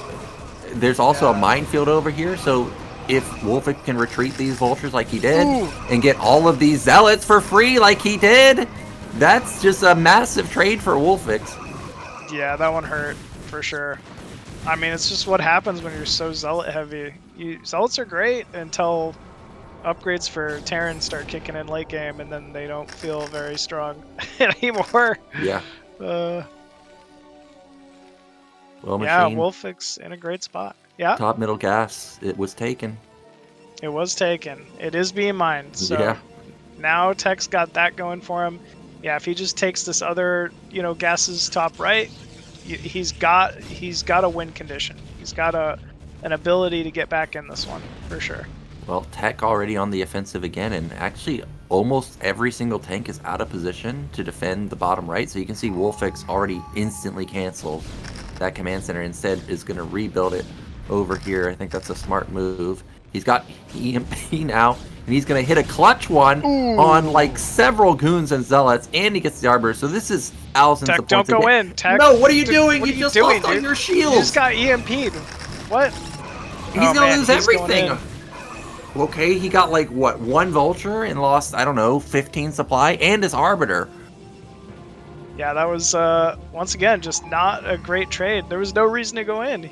It's not like WolFix has even taken that base quite yet. I get it. He's trying to trade and apply some pressure, but man, like, he's already almost maxed. He's got 2 more bases going up top right. Why make more gateways? Get carriers, man. Carriers are pretty good. I think at this point it may be too late to switch to carriers because he doesn't have any upgrades on his air, and it's going to be 3-3 Terran versus 0-0 air. That's just not a winning combo. So I think the game's going to go on another 20 minutes. You Well, look it could. ahead. You Yeah. start getting the upgrades now, I don't know. Yeah, at minimum, you should at least start your upgrades, whether it's weapon or armor. Weapon can actually help you kill off tanks if you have, 6 arbiters or something. So definitely something to consider. But WolFix now has the high ground at bottom right, and now it's just still going to be so much harder for Tech to deny bottom right. He also didn't expand the bottom right, so none of those bases were even taken from him. I mean, we can kind of start seeing the path and the direction that this game's going to go. If Tech wants to get ahead of it, since he's already committed to ground, that's fine. But he needs to plan to start recalling bottom right constantly. Just do not let it get set up. Like, one arbiter flying in here bottom right with a recall right now and canceling that command center would be huge. There's not really a great way for WolFix to engage out into the center of the map here with Tech having control of it. There's no way that Tech can make that. The defense is too strong. He would trade so poorly. I like Tech's state now, because now look at his work around. It's 70. That's a booming econ. He's also got something like 25 gateways. I mean, that's a ton of gateways, to say the least. So now I really like Tech's position, and we've got hallucinated arbiters. Here we go, baby. Let's get in there. He's gonna try and go for a recall in the main. What a baller, man. Hallucinated arbiters. We haven't seen this in a while. And there's no defense. There's no mines in the main. There's not that many turrets. What are these first ones supposed to do? Like, hey, I'm coming. Yeah. Oh, man. Still gets the arbiter there. And Oh. big recall into the main. Yeah, that was a huge recall. You gotta remember, most of WolFix's army is on the right side of the map. So pretty much he's gonna have to defend with what he has right here. As the units come out of the factories, they're obviously just gonna get instantly killed. If I was Tech here, I would probably just focus down the factories, but he's not doing that. He's gonna get a couple depots. He actually doesn't even kill that many units okay, well, the Zealots are quite strong. They're doing work. Yeah, he's killing some depots. He got at least an add-on on one of the factories, but still great reaction here from WolFix. Good D-Matrix on that. Gonna grab another tank at least, Will Tech for his troubles. Recall bottom right? What's that? The blue. Oh, That's an observer. Oh, Okay. scouting observer. Still, good amount of damage being done. This is very annoying for WolFix, right? His units were busy trying to defend the logical bases, bottom right, and ended up kind of losing. Oh, that's actually an arbiter. I thought it was another observer. The mine connects, does a lot of damage. Oh, good stand. Actually, I didn't realize he didn't have any vision right there. So actually, the Dragoons and Zealots get off a decent amount of damage before Terran can respond. These units are very damaged, though, so WolFix should hold. And WolFix does have bottom right bases. So actually, overall, WolFix is still fine. Even supplies, pretty much. Look at that eco, though, for Tech. He's not trying to trade efficiently. He's just trying to trade. He is Protoss at the point where he can just throw units anywhere and trade in horrible numbers, and it doesn't matter. Hey, he's listening to the cast. Yeah, there's see that. A bunch of Stargates going up top right. There's that tech switch, but I still am worried. Even if he gets carriers, he still doesn't have any upgrades on them. Like 0 carriers, 1 carriers versus 3-3. I would hope you switch into carriers if I'm Terran at that point. Like, please, I'm begging you, go carriers, because the Goliaths are just gonna shred everything. We are seeing that Cybercore spinning, though, so he's at least on his way to getting some upgrades for it, which is nice. Right now, he needs to take mid-left and mid-right and just cannon the shit out of them with all these minerals, you know? If you keep the map in your favor split, like, there's just no way Terran can trade well enough. Or at least it's more difficult, obviously, to trade well enough to win the game. Well, look at this mine setup. This is pretty good mine setup. I'm worried that mines will explode on his own SCVs, but WolFix, he's got a pretty low worker count at just 53. Also, you got to remember that he's got 4 gases up and running. He only has really 40 SCVs mining minerals. I mean, he's got to be very cost effective with his units, and especially versus someone who's approaching banking 10k resources. He's been very cost effective with his vessels, man. The vessels have been a big problem. Yeah, we're seeing the carrier pump finally here. He's got very well placed vessels to EMP and prevent any kind of recalls from happening. Yeah, as long as he can get his upgrades, and as long as WolFix just continues to camp, this will be a good carrier switch. If WolFix does attack, though, yes, I realize 5 carriers is a lot, but if WolFix pushes real fast and knocks down mid-right, top right, doesn't necessarily kill the gateways and stargates, but if he can get rid of 3 bases, that'd be a lot of econ loss for Tech. Here comes another recall down the bottom right. It actually landed.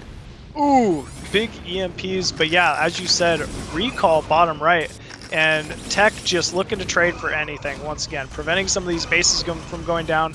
But WolFix says, you know what, alright, 2 could play this game, and he is charging up top right. We see almost no resistance for this Terran force. Carriers are being built, though, interceptors as well. So it looks like WolFix going to lose the majority of his remaining mining bases, but this is a lot of Terran to deal with. Yeah, this is going to get wild, because even though there are carriers out, WolFix lost all of his mining bases. Protoss is about to lose all of their mining bases, and I don't think Terran's going to stabilize bottom right. Like, I don't think that's going to happen. So it's going to come down to whether these Goliaths can win the game versus, 10 carriers in just a second with a 10k bank. Yeah, the bank is what's scaring me, because as we can see, Tech still has mid-left, mid-right. Those are big bases. Those are very key, important bases. He could lose this base top right and still be all right. Yeah, actually, WolFix needs to run now. He doesn't have enough carriers or enough Goliaths to fight the carrier. No, he sieged up. And there's no way the Goliaths can win this battle. He has a lot of Goliaths at his 4th base, but they're not with the army. If they're there with the army, maybe he could win this fight. But now he's just going to bleed off a lot of tanks. He did get some nice EMPs, so these carriers are vulnerable. We're seeing Goliaths targeting 1 down. Just not going to happen, I guess. Yeah, but these 5 carriers are going to turn into 10 in just a second. That is true. Tech is still mining. Yeah, the magician. Protoss still mining at mid-right also. Like, that one didn't get scouted somehow, and now we are at critical mass carriers, which is 8. Yep. Those upgrades, I'm sure, starting to kick in for air as well. Ooh, cannons. Mid-right, though. Mid-right could fall pretty quickly to these 3 tanks if nothing's done. Mid-left definitely dead. I think Tech's got this. I think Tech has too much air now. He has such a big bank, he can start scaling into his ground army again, and he can easily retake top right. Whereas WolFix, he's basically starved for income at this point. Yeah, those carriers going to be a pretty scary force to deal with. I mean, Tech with 6k minerals can just retake every base on the map at this point. Yeah, and Tech still has 55 probes, which is fine. We've got double cybernetics, so those upgrades really caught up quite quickly. Storms. 3-2. Yeah, there's also Storm. There's also 3-2 on the ground for Protoss. And there's just not enough anti-air. There's 8 carriers, 9 carriers here. There's like only 9 Goliaths, so the carriers can just flat out win this fight. Yeah, it's a lot of carriers, man. We were saying it. Carriers are so difficult late game for Terran to handle. And here we go. Big Templars coming in here. Oh, doesn't quite. Got a couple good storms in there. Just anything really to kind of tear these Goliaths down.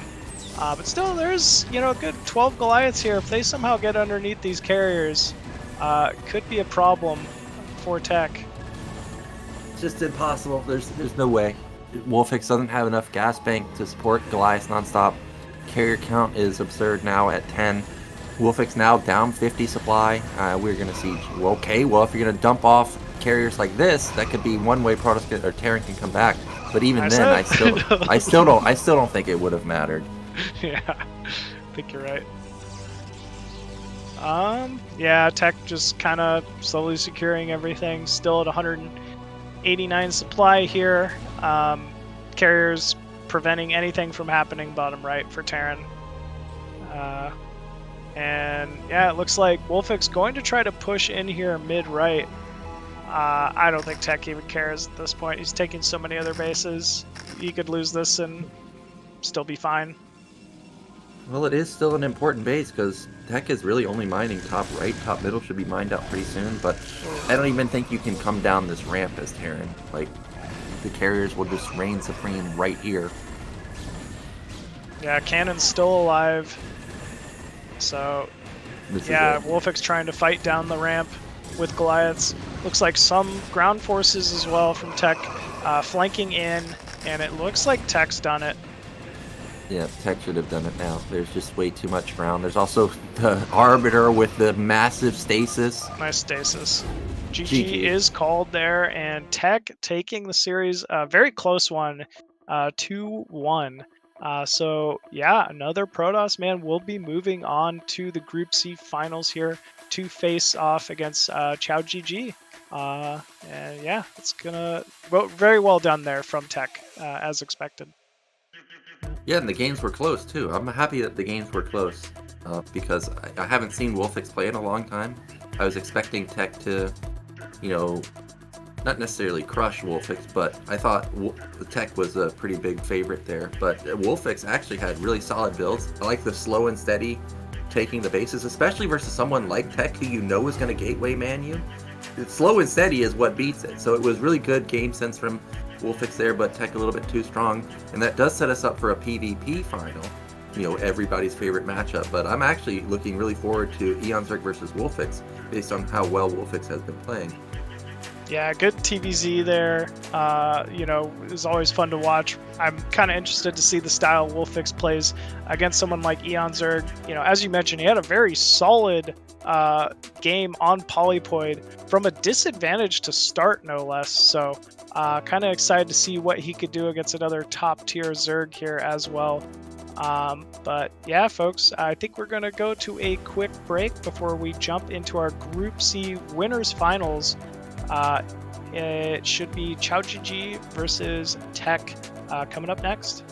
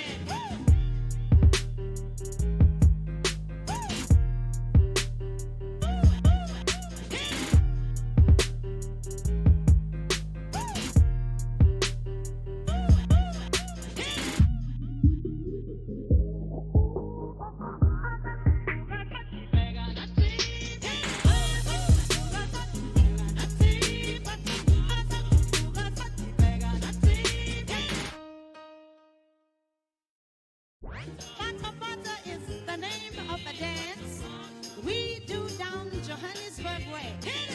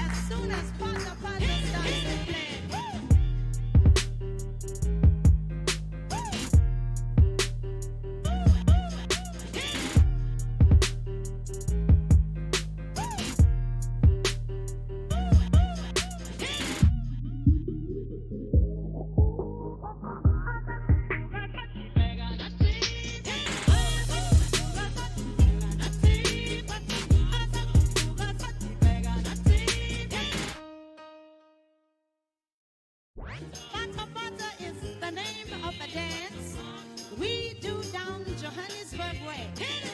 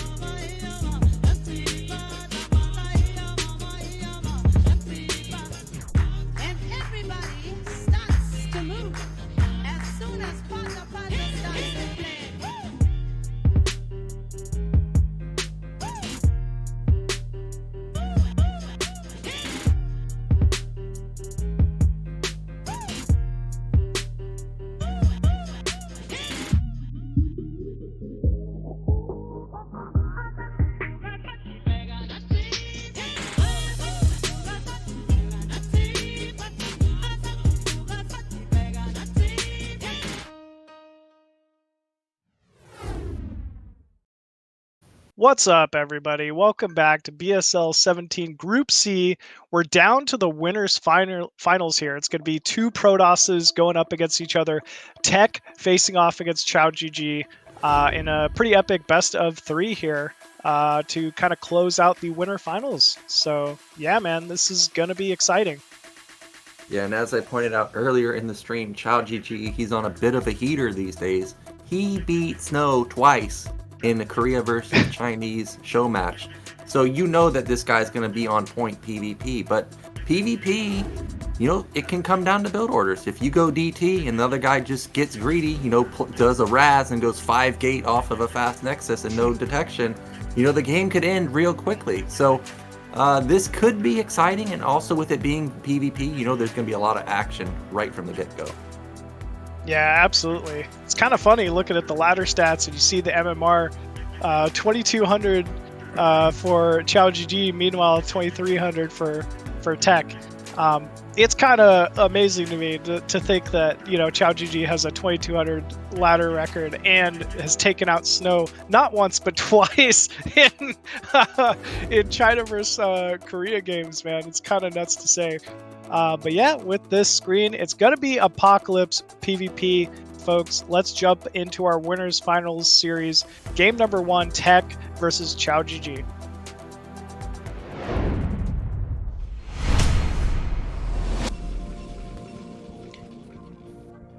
And spawning at the 12 o'clock position as the blue Protoss hailing from China, it is QiaoGege.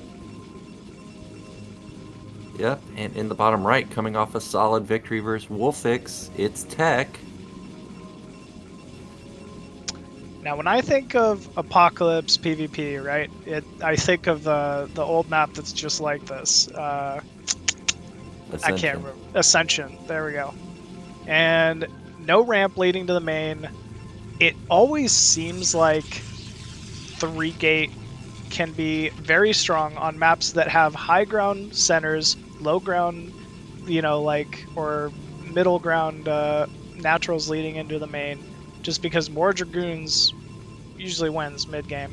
But you constantly see players like a Dewalt and a Bonyth just go that very middle of the road standard 2-gate robo, and they just make it work every single time. So I'm kind of interested to see what both these players favor here in game number 1. It's just a solid strategy, safe opener. So I wouldn't be surprised if somebody pulls it out. But with it being Apocalypse, you've got the no ramp. You could go for something like 3-gate. There's a lot of opportunity there. Also, with the main being so vulnerable to drops, Reaver, which is a staple in this matchup, could be extremely deadly because of all the angles of attack it can come through. And it can even fly over your natural or the high ground and come into the main. Yep. Yeah, very, very true. Drops are extremely strong on this map. We're seeing both the probe scouts going out here. Looks like Tech going to get away with the faster gas as well as the faster scout. But actually, a little bit of a blunder. Probe's just sitting there chilling. Yeah, unless this is planned. Maybe he's trying to dodge the possible probe scouting. Yeah. Of Chow. Man, I used to have this happen so much in the past. Is I would misclick like this and my probe or SCV or whatever doesn't actually go there. And what I did to fix it is I try and do what Flash does, is you just click the top left corner of the map. Yes, it's not where Protoss is, but at least you know that you're not going to get stuck like how Tech got stuck, and then you can fix it later on after you get out onto the map. So a little unlucky there, but he doesn't get punished because he still gets in, does confirm everything. Yep, sees pretty quick core timing, has to understand that Dragoon is on its way. Meanwhile, Tech with definitely a faster range. So if I had to guess who's planning on playing a little more aggressive here, it would be Tech early on. Well, range coming in for QiaoGege right now. Maybe he had clicked it but didn't have enough minerals or gas to actually start it up, but it's only a few seconds late, so I don't think there's really... Unless Tech is really on top of his game where he's like attacking as soon as range kicks in, I don't think he's going to be able to exploit the lack of range, for that 5 to 10 seconds. That's fair. That's fair. We do have a Dragoon out for each player. Probe's being pulled off of gas here for QiaoGege. That makes me think this is, I don't know, maybe a Nexus? Or I'm not sure, to be honest. 3-gate? It's... Yeah, 3-gate, true. Could be 3-gate. I thought the probe was going towards the natural to build a Nexus, but okay, there it is. So it is going to be a Nexus. This, I don't know, on maps like this, like Sylphid, this map, where you have the open natural, the 3-8 is so good. I mean, and also with this map in particular, where you can literally drop from any angle, this feels like it's hard to make work, but at the same time, this is the type of map that Chow beat Snow on. He beat Snow twice on Sylphid, so he must know something that I don't. Yeah, I was kind of thinking the same thing. We're seeing him transition into 3 gateways with that Nexus, so I don't know. I'm not sure what keyed this off. Either way, Tech is going 3-gate robo here with the Observer. If he had known, I think he wouldn't go Observer and would just go straight to like 3-gate Reaver timing. But obviously no way to tell. Yep, and we do have that forward pylon, which is actually a big deal with this type of move. It soaks up a lot of shots. It's surprisingly strong. And going for the Observer first means he's not going to have potential to drop the Reaver by the time or before the Econ kicks in from that additional Nexus. So I wonder how Tech is actually going to punish this, or if once he spots this, he'll just try to expand himself. I don't know. I'm not sure, to be honest with you. There might be a small window because his 3 gateways were up a little quicker, obviously, than QiaoGege's with the Scouting Nexus, but that Nexus is already earning for QiaoGege. Well, okay. I thought it was going to be a Nexus. Tech is up slightly in workers. Well, now it's even, but with an opening like this, as soon as he sees Tech moving across the map, Chow might start cutting units because he may think that this is an all-in. He needs, or might start cutting probes because he may think that this is an all-in. He needs to, build as many units as possible, and that may allow Tech to just come in with a slightly later Nexus and be fine. We've got support bait coming in. Observer spots the units on the high ground.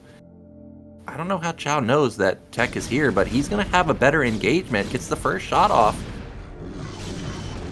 Yeah, very good shots here from both players, actually.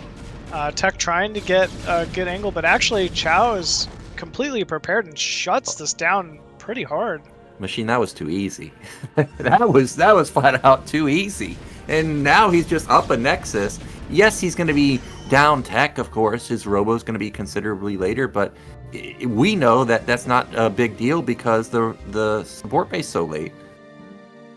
Yeah, Nexus still not down here for Tech. I think he's kind of realized the writing's on the wall. He's got to transition. There's not going to be any break potential, without any kind of a tech advantage other than Observer. So all he can really do with this guy is keep tabs on, where QiaoGege's units are, and we still don't see a Nexus. So I feel like we're probably just going to see pressure out of Tech here. Yeah, of course, Chow doesn't know that that's what's going on. He has no intel at all. It could be... Reaver. It could be a Mega All-In 4-gate. It could be Reaver coming, which we do see is coming. It could be a whole variety of things.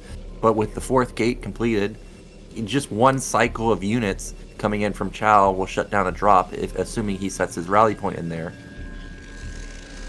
Yeah, I think he's... he probably will have his units rally properly, but I think we're just waiting for that second Reaver is Tech, and then it's time to go. Yeah, and he's not building probes. This is his make or break attack here. I think it can work because even though he's down 12 supply, he's actually up in army value right now because he's got his 2 Reavers. He's got an 18 difference between the worker count, even though the supplies are only 15 different. So maybe he can make something happen here, but he is still going to be attacking uphill, which we already saw got shut down real fast. There's no way he's elevatoring, right? Like that can't possibly be what he's doing. It looks like he is in the main. Oh, I think he's just crashing down. I don't know about this because this is such a tiny choke. How do you get the rest of your army? Okay, he's going to come with the Reaver from the back. Oh my gosh, he skirted the entire army, and now there's no high ground advantage. He actually has high ground advantage over the reinforcements. Wow, this is a brilliant move here from Tech. Tech actually moving around to the 3rd, and we might be seeing a base trade here. Well, I think what he's doing is Chow backed off so you can get the 360 surround. But now, I don't know. This is actually a pretty good angle from Tech. Well, actually, Chow needs to start using his probes. Yeah, just use probes like that. Oh my gosh, those are massive hits onto the Zealots. Reaver hits. Huge Reaver hits. Yeah, probes starting to fall as well. Oh. Tech doing a good job keeping the Reavers alive. Good dropping. Yeah, Tech has Dragoons coming from the back, and look at the pickup on the Reaver. Doing such a fantastic job with the Reaver. He ends up losing 1. It seems like barely. There's just too much, though, for Blue. Yeah, it seems like it is pretty close, because at the end of the day, he did hold the Nexus. But yeah, that was called there from Tech. So QiaoGege going to take a very close game 1. I mean, I kind of just think his build was a little better, right? Just 1 gate into Nexus into 3 gate, and then just kind of hold against 3 gate obs. So maybe Tech a little upset about kind of getting the worst end of the builds there. Yeah, in terms of just build order, specifically in that game, for sure, Chow had the better build order. But imagine if Tech went DT. Well, the game's over, right? So like Tech would have just won. So a little unlucky there that ends up not being DT. But Chow, man, he crushed it there. I actually thought that was a good angle of attack from Tech, and then also getting in there. But the flank was just too much. But now Chow's 1 game away. I think if I'm Tech here, I don't really know what map I want to pick. Do I want to play Standard, or do I want to know what the hell this guy's doing from the get-go, like on Dark Origin or Invader? I think know what the hell this guy's doing from the get-go. Nothing about the last game felt like Tech was being outplayed by any means. He just needed to get a little better chance with the build orders there, and I think he would have been fine. So maybe you do an Invader, maybe you do a Neo Dark Origin, and see what happens. Okay, well, unless it's vetoed, he'll have the opportunity to go with that map pick. We're waiting to see what it is going to be. Yeah. I wonder what QiaoGege would ban too. You know, it's clear he likes the 3-player maps PvP with, you know, the success last game as well as his recent matches on Sylphid. You know, probably won't be banning any of those, but it will end up being Polypoid. Polypoid, pretty simple standard map for every matchup, including PvP. So yeah, with this, we know both of our players are ready to go here, folks. So let's get into game number 2 of QiaoGege versus Tech.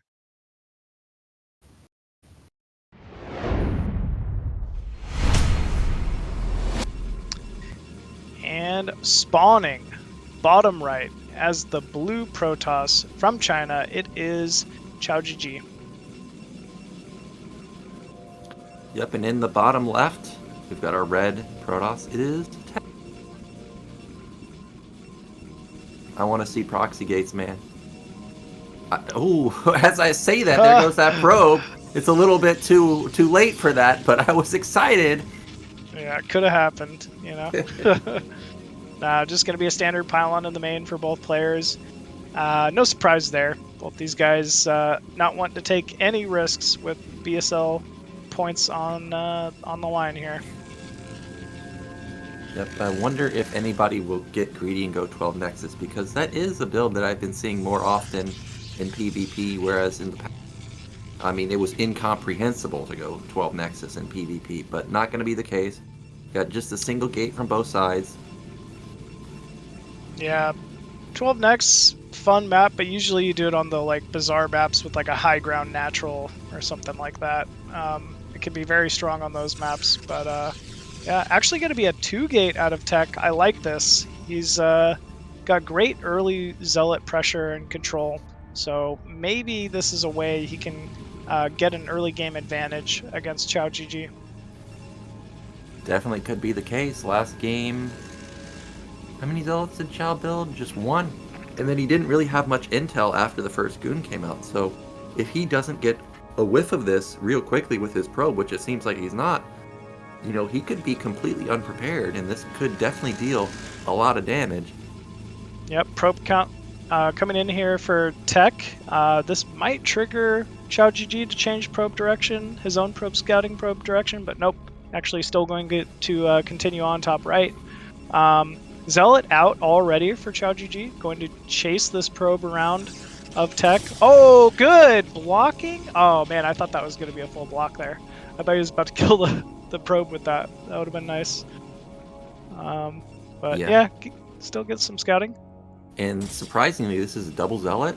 The cybernetics was so late that it was not a rushed Dragoon. And that means that he will definitely be able to hold this, because 2 Zealots can hold for quite a long time. Definitely enough time to be able to get out his Goon. But here come those first 3 Zealots. And the probe, if he saw it, he only saw the trailing Zealot. Yeah, I think you're right. Either way, though, going to confirm the double gateways there a second later, and he knows exactly what's about to hit. Shield battery down, probes in position. I love it to do a little bit of extra DPS on that ramp and buy some time for this battery to get up. And here we go, Nyoken. This is perfect counter. Oh, look at that! Ooh. He uses the probe to body block so he can get in. Man, that was actually insane. a genius move, but it isn't going to work out this time because there's still the battery. Oh, the he got probe. in, though. He doesn't Yeah, he even want did. to fight near the battery. He's just going for probes, man. This is very intelligent play from Tech here. Yeah, I was not expecting that. Okay, he loses a Zealot, but can he get one? No, he's not even going to get that one. He's just going to heal up. Oh, he might get the Goon. Okay, it was not pincered against that wall. The Goon heals up with that battery, and now he's got 2 Zealots plus a Goon versus 4 Zealots. Tech, I don't think is going to kill anything here. Yeah, I'm surprised he didn't just dive into the mineral line, to be honest with you. Like, you know there's a battery, you know those units want to get softened up. Okay, he did now. I almost had that one. Okay, gets a Zealot. Okay, The other Zealot's okay. pretty low, and he's Yeah, got he- 2 more Zealots trailing behind, so this is annoying at the very least for QiaoGege. Oh, yeah. You know what? he I can- feel like he's doing it. I feel like Yeah. now is the time to get some damage done. Oh, but man. wow, good probe control. Yeah, he lost that Zealot in the probe line, and what looked like could have been a dangerous situation. These probes are doing so much damage, and the Zealots, they're just moonwalking, doing no damage. So Joe He's gonna hold this Wow. pretty. Oh, he just tapped out. I didn't even see that. So the game just Yeah. ends. Game over. Yeah, I think he meant to start a Nexus during all that. I saw he was like stacking some minerals behind it. But shoot, QiaoGege with a quick 2-0 series versus Tech. He will be our Group C victor after all that. So well done.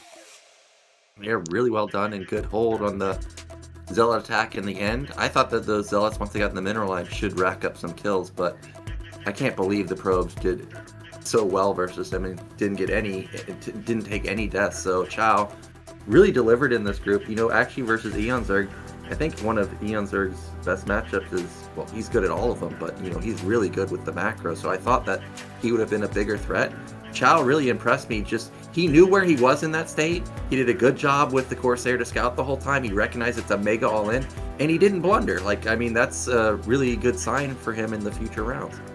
Yeah, absolutely. He's going to be a big challenger for anybody that makes it through any group, you know, whether that's Bonyth, Sziky, whoever. So really interested and, you know, happy he made it through and can't wait to see more of QiaoGege in the future here for BSL17. That being said, though, we are down to the loser bracket here. Next up, going to be an entertaining Zerg versus Terran here. It's your boy eOnzErG going up against the Polish Terran WolFix here. So yeah, this should be a pretty exciting one to get kicked off. Yeah, this is going to be a really tough matchup, I think, for WolFix. eOnzErG is extremely deadly in Zerg versus Terran. You are out of position for a second.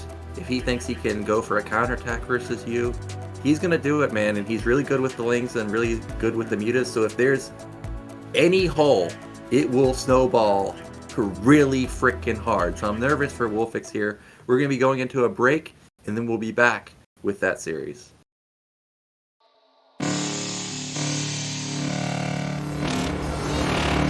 Johannesburg way.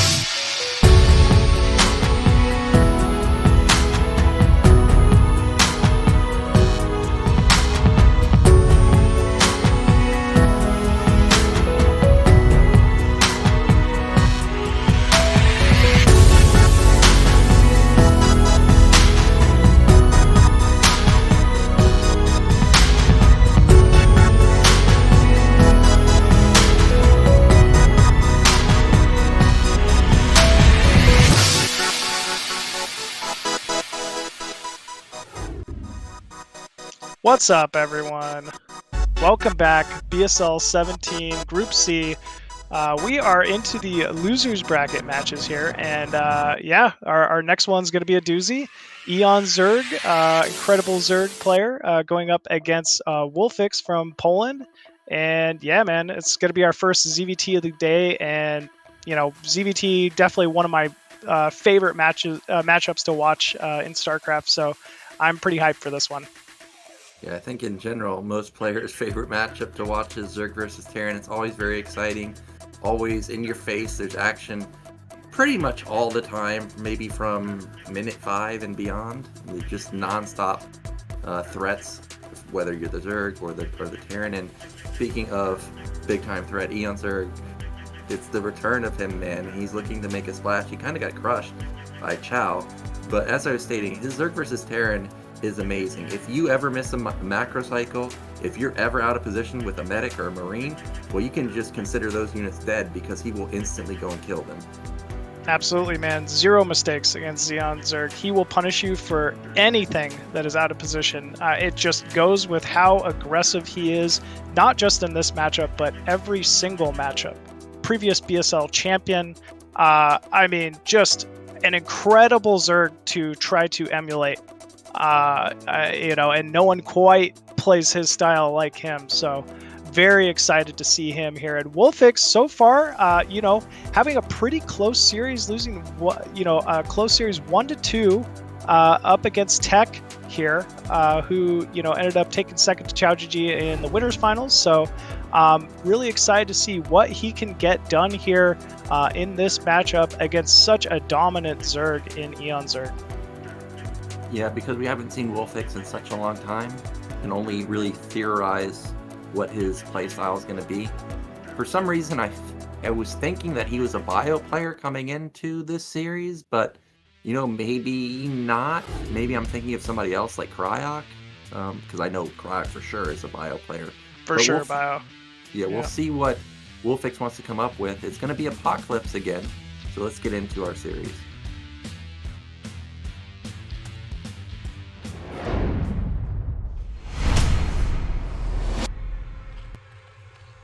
Oh baby, spawning bottom left of Apocalypse. He's the red Zerg. It's eOnzErG. Yep, and in the bottom right, making his return to BSL, it's WolFix. I mean, we keep theorizing what is WolFix going to do here, and if you think about it, man, that is the big advantage of not, you know, of kind of staying away from the BSL for a bit here. You already know what eOnzErG is going to get up to. There's going to be Zerglings, there's going to be Muta, there's going to be pressure, it's going to be chaos. But WolFix, man, he's a question mark. You know, could he go for some type of a bio timing? Is it going to be super standard one racks, you know, expo? Is this a proxy? You know, it could be BBS to the center. Who knows? Obviously, this looks like, okay, depot walling off the main. I like it. I think it's pretty safe, especially against someone like eOnzErG, who's known to throw in some early pool plays occasionally. You know, eOnzErG got to be feeling pretty confident going into this one. So, you know, who knows? He might have tried to kick it off with an overpool or a 9 pool just to shake things up a bit and get inside WolFix's head a little bit. But actually looking to be a pretty standard hatchery expand so far. Yep, now, even though there is a wall, it doesn't necessarily mean that Terran is going to go for tech. But, you know, in previous BSLs, the Terrans that did beat eOnzErG really did struggle with mech play. And that could be an option that WolFix might go for if he thinks he can't win versus bio, or with bio because eOnzErG is so good with it. Well, why not just play the style he played with versus tech, where he just sits there, gets his upgrades, takes his bases? You know, I don't want to spoil things, but it kind of looks like that could be the case here. We're already seeing a refinery in WolFix's main. You know, eOnzErG, pretty standard, 11 pool, 10 gas timing, so nothing out of the ordinary here. But yeah, this could very well be mech, and you know, I'm not gonna lie, I haven't seen a whole lot of mech on this map so far, so I'm a little curious to see how this could play out. But I mean, third base is pretty close by. There's plenty of high ground. I feel like this could be a good option here. Yeah, this is also an interesting wall. I didn't know that you could actually, I'm assuming can full wall based on how WolFix has set this up. And it is going to be factory. He did pull off of gas, so this should be a command center follow-up. Good. You know, he's not going all in with any kind of silly factory play or something, but eOnzErG adjusting. Not one to be caught off guard here. 2-hatch Hydra is absolutely a possibility whenever Terran skips out on that natural, especially if they're going mech. Still, though, this SCV will scout it, and I don't know.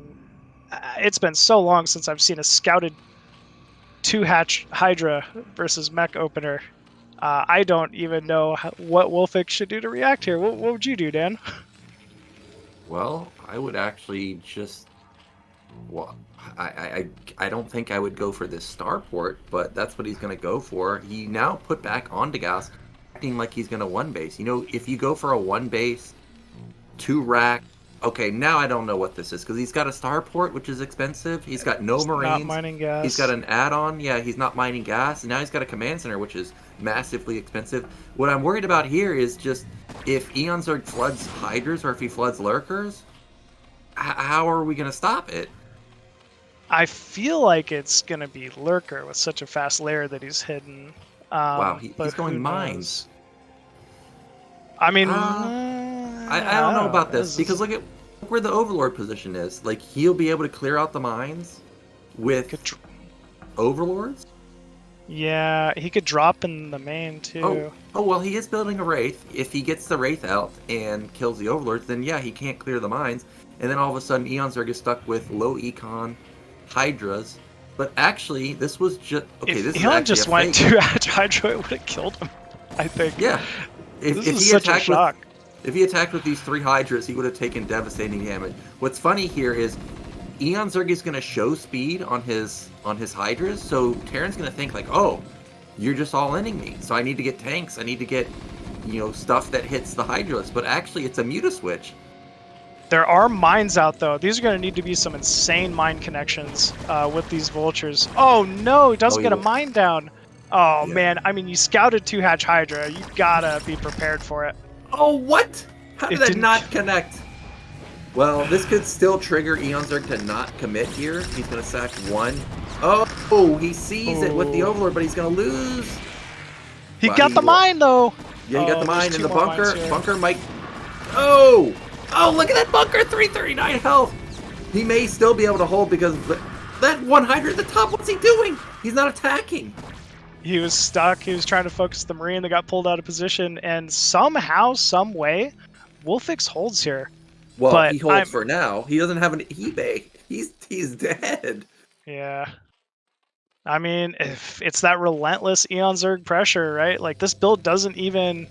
When is the last time you saw a 2-hatch Hydra into a layer, into, like, whatever this is? This is insane.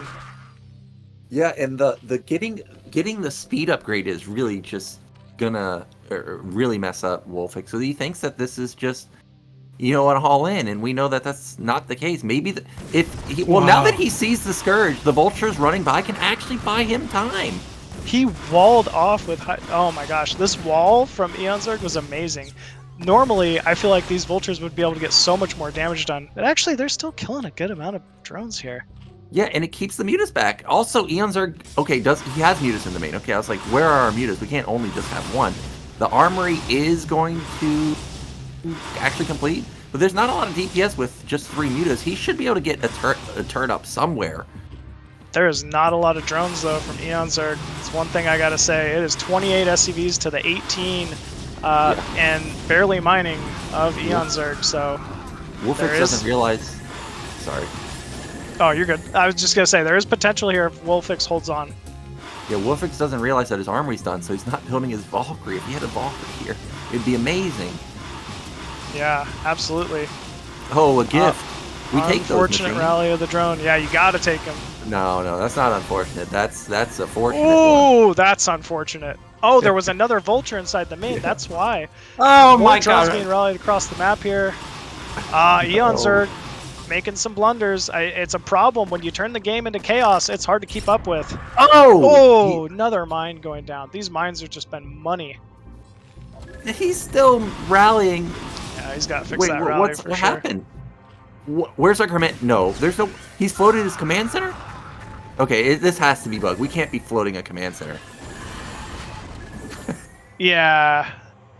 Yeah, let's there was no replay reason this. to. You know, WolFix, you're not that far ahead, man, that you can just float your command center into eOnzErG's base. We're not Still, winning that easily. I was shocked. I was like, man, WolFix held on here. Like, that Hydra pressure didn't do as much as I was expecting. Great mines. Like, I was like, oh man, like WolFix gonna go up 1-0 here. But yeah, it looks like maybe a little bit of a replay bug. So we'll have to see. My gosh, Yeah. I'm actually checking the chat. And WolFix says that he has lift and patrol on the same hotkey. So it wasn't a replay bug. No, WolFix, we gotta change that hotkey, man. Oh my man. gosh. Oh, that's too bad. Do you have lift on, just curious, WolFix, is lift on Q? We'll see what he says. That's funny. And I've never heard of a Terran put lift on Q, but I guess it's easier to hit for sure. Yeah. So yeah, I guess we're gonna jump back in here in a second. Okay. All right. Jumping back in here. So yeah, unfortunate lift. It says the lift is on Q. I don't have sound, just FYI. But wow, we do have a Valkyrie moving in here and keeps the Valkyrie alive. Very well done here. And yeah, WolFix going to actually hold the main and the natural. eOnzErG has, for lack of a better word, suicided the mutas. There's nothing now. It is 16 drones to the 32 SCVs of WolFix. WolFix playing out of his mind here, game one. Yeah, the rally point of the drones didn't help either. He lost like 3 or 4 drones to that, and loses some Hydras on rally too. So this is a disaster opener from eOnzErG. He also lost every single muta. Not that I think he's going to build anymore now that he has seen the Valkyries, but he can't even go up for a follow-up attack and try and harass the SCV line anymore. Yeah, he has completely scouted these Hydras that are still continually rallying outside the main. I think he's got a great answer for them in those mines so far. Has a bunker as well. Obviously, we mentioned Valkyries. He's got the air dominance. I'd like to see him hang on and just get about 5 before he pushes out, because there is always the potential of a muta switch once Spire is out on the map here. But actually, no. It looks like WolFix wants to get some counter damage done with these Valkyries. I don't know how many Overlords you can really kill with just a couple of Valkyries, but he will try to at least get a little counter pressure. And here we go, eOnzErG targeting down the bunker. Big mine connection. Oh no, you can't lose that. Oh my gosh. Oh, that mine. Okay, WolFix might actually die here. Yeah. Oh my, he's gonna die. He doesn't have, he just finished his academy, so there's no stim. There's no medic. There's no anything. Oh no, if the bunker just stayed alive, he had this. Oh man, eOnzErG, like we said at the start of this, if you even allow one opening, man, he will take full advantage. He doesn't know how not to, man. And GG is called there from WolFix. Exceptional game number 1 there. WolFix hanging on with some incredible pressure from eOnzErG. But at the end of the day, man, eOnzErG just making it happen. So wow, very, very well done from both players there. Man, if you're WolFix, you got to be kicking yourself with that patrol command center and the bunker not being repaired. But he still displayed some very incredible talent there for game number 1 against a dominant Zerg. Yeah, he held on really well. His strategy was surprisingly good. Like, I wasn't expecting the Vultures with mines to do anything really, especially since the Overlord was right there. But the Wraith got all the key Overlords. It was really fantastic opener. But yeah, the patrol command center, if that's me, either I'm throwing my keyboard, out the window, or I'm instantly remapping that key, because that's not going to happen again. Definitely not. Yeah. I mean, even still, I think he held it with or without the lifted command center. So well done. With that, at least it will be WolFix's map choice, with eOnzErG getting a single map ban, of course, going into this next game. So definitely plenty of potential here for WolFix to make a comeback in this series. But yeah, eOnzErG off to a good start in game number 1. Yep, but it's going to be his map pick, or it's going to be WolFix map pick now. A lot of good options here. I think basically every map is good for Terran in this map pool, except for maybe Shooting Break, which, you know, I don't expect that to get picked anyways until the final rounds. And he's going to go with Dark Origin, which actually Zerg has done quite well on this map, in ASL at least. So let's go into game 2 and see if WolFix can strike back and tie the series 1-1.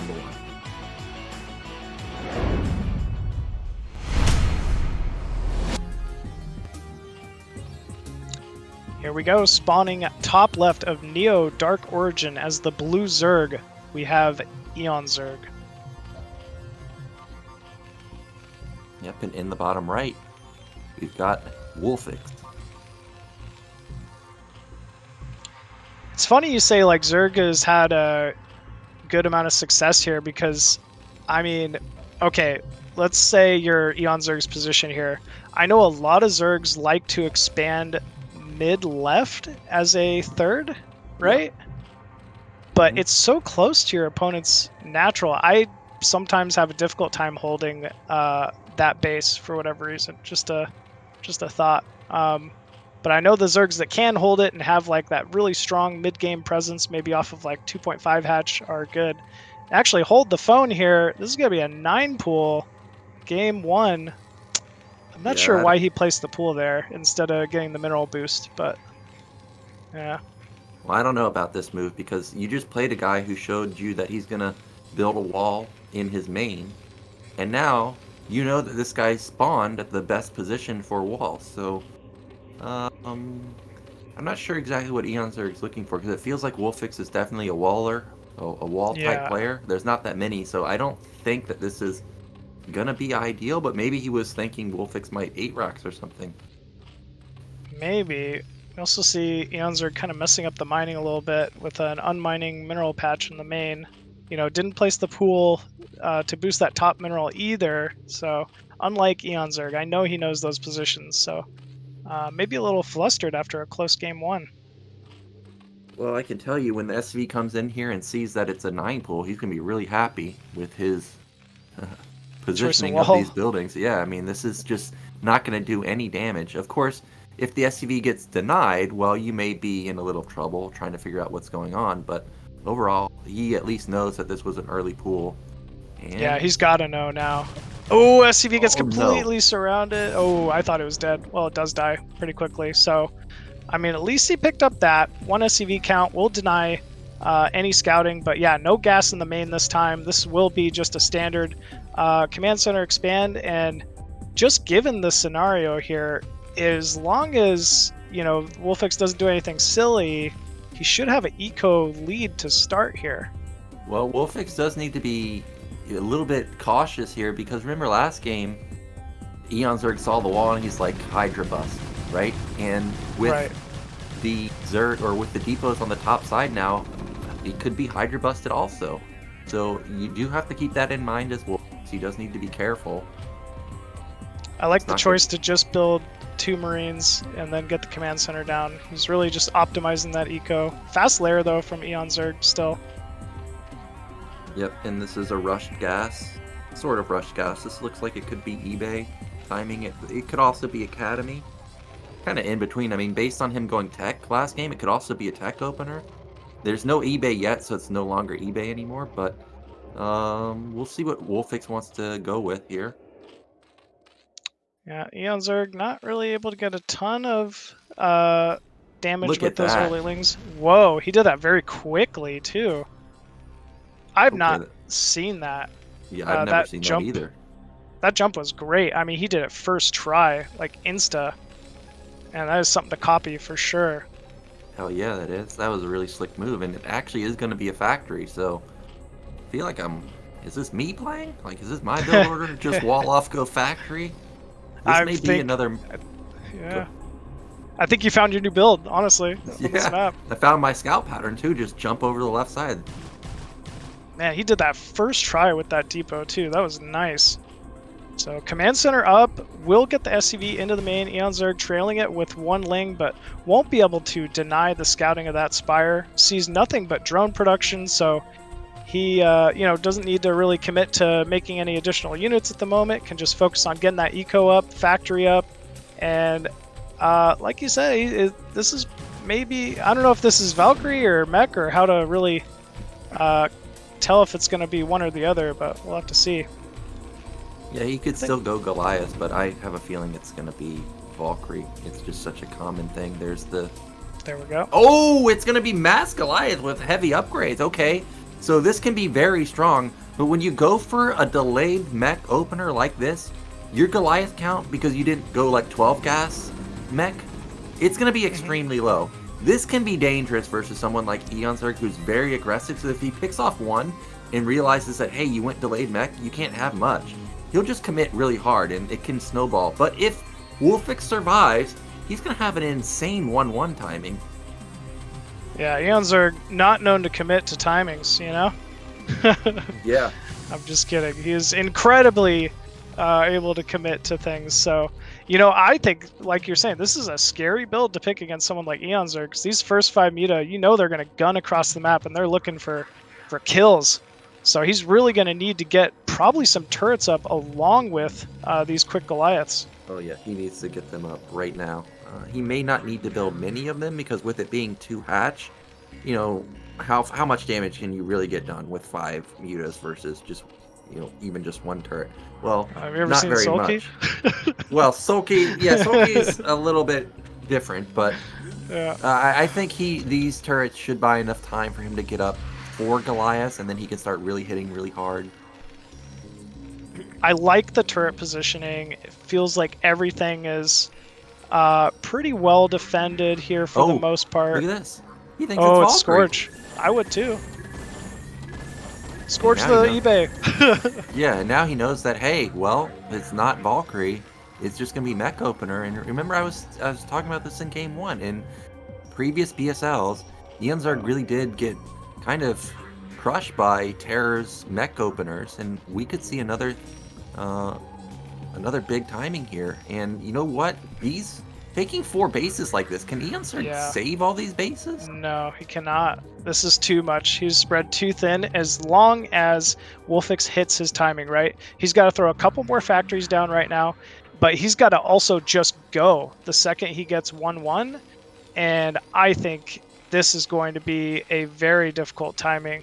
Maybe he's going to go... yeah, I think he's going to go with 1-1, right? I don't know. Well, admittedly, I don't think I've ever done this before. Okay, he's going to go starport, so it's actually not going to be 1-1, it's going to be 2-2. Okay. And 2-2. the mutas, if they committed there and were able to spot that this was a starport, he would know it's a 2-2 timing and would not be feeling under pressure to build a lot of units. But he doesn't know what it is, so that means that he's going to have to respect it and build up a lot of defense. Yeah, we're already seeing the Hydralisk Den. No Evo chamber quite yet, but he is getting armor on those mutas. That's key against Goliaths. And yeah, with that starport, at least eOnzErG was able to scout the 2 armories, so he knows, it's pretty heavy upgraded Goliaths. He kind of has a semblance of what he's going to need to defend, but still, WolFix in a great position here. Pretty good, like optimal SCV count. Only 2 on gas at the natural, though. That is a little bit of a blunder. But hopefully he gets that rectified here shortly. Yeah, especially if you're going to be going double armory like this, you need all the gas you can get. Maybe probably that Vessel muta, too.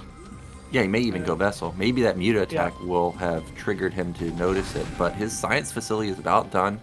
His 1-1 is done now. This is crazy fast. So he's going to have a really strong 2-2, and he obviously can't attack with this low amount of units. So I think we're just going to take a 3rd command center. Yeah, he's got to keep some Goliaths back to deal with these mutas, right? You got to expect the counter pressure here out of eOnzErG. But he's also got to prevent eOnzErG from just flat out droning as hard as he can too. That is one problem with when Zerg takes 4 bases that fast. Is the eco can run away if you let it. Well, WolFix spots this base. He didn't spot top right just yet, so he doesn't know that it's actually 4-base Zerg, not just 3-base. And Zerg has a lot of workers, like actually a ton of econ.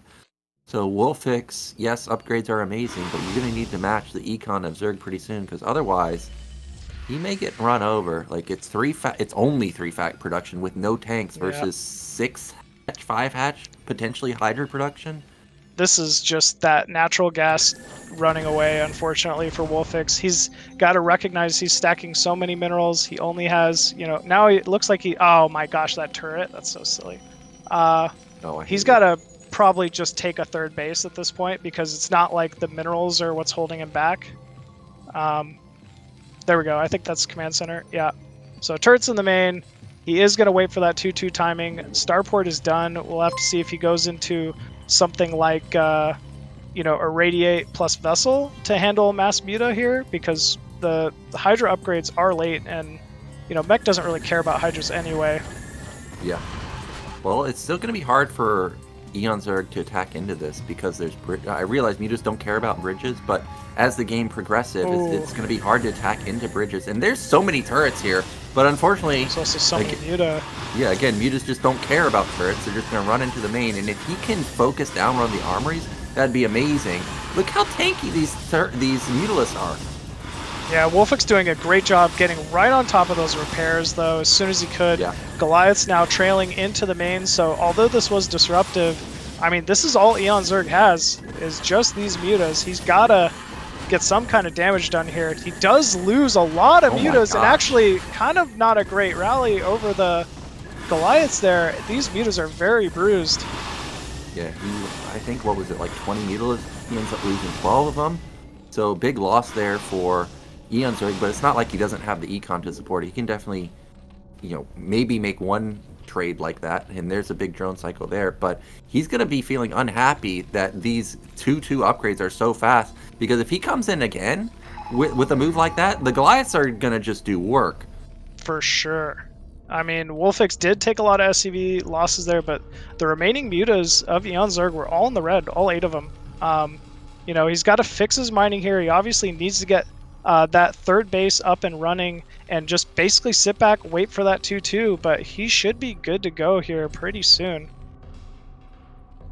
Yep, and with it being Dark Origin, he can easily get the 3rd base. You don't need much defense to hold your bridges. He could start trying to take top right. What I do like about what eOnzErG did is he recognizes top right is a base that Terran wants to take. It's that direction that they're expanding. So because he took that, that means that if WolFix does not attack this base, soon, it will mine out, and he will just never get those resources. Absolutely. Another big muta counter timing coming in here to the natural of WolFix. No vessels or radiate quite yet, so I mean, whenever you get a couple groups of mutas like this, they could cleave through Terran SCVs very quickly. Yeah, this is so many mutalisks, but okay, it doesn't look like a big win, but Mech is so reliant on gas, and you just want to stall the Mech army. But at the same time, WolFix, he's okay with it stalling because he's just waiting for 3-3. So now he's waiting for 3-3. Wow. Yeah. Okay. I feel like if you're WolFix, next step is definitely get a vessel with a radiate. One irradiate is such a problem for a big group of muta like this. Yeah, actually, with Mech Army, just like you said, having any amount of irradiate is amazing. And again, the mutas come in, they actually are pretty damn tanky. It feels like they're just never dying. Maybe it's just because they weren't overwhelming Goliath. +2 armor. Yeah, that's big. That is a big upgrade. If WolFix ever wants to transition into something like Valkyries to shut down Queens or mass mutas for whatever reason, those things just aren't going to do any damage. Yeah, even one Valkyr would be able to push off these muta pretty well. He's clearly got a weakness, right, in that natural. He's got to keep some Goliaths there, or at least bait with a vessel and hit that irradiate. But one thing's for sure, like, SCV count needs to go up. He needs to mine that gas at the natural. He needs to rebuild his turret count there. But meanwhile, it looks like eOnzErG, he's going for blood, man. He smells a weakness. He thinks there's an opening. He's about to hit a timing. We just have enough for an irradiate here. Will he get it? Yeah, he needs it. I don't even know if he has the upgrade. Okay, eOnzErG is going to actually Looks take like a lot that. of damage. He eliminates one of the tanks, and if we look at how many tanks WolFix has, well, the answer is 0. So that might have been what he was looking to Ooh, accomplish there. did get an irradiate.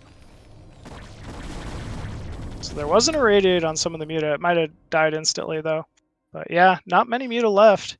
Still, though, eOnzErG, I mean, he has map control, guaranteed. Yeah.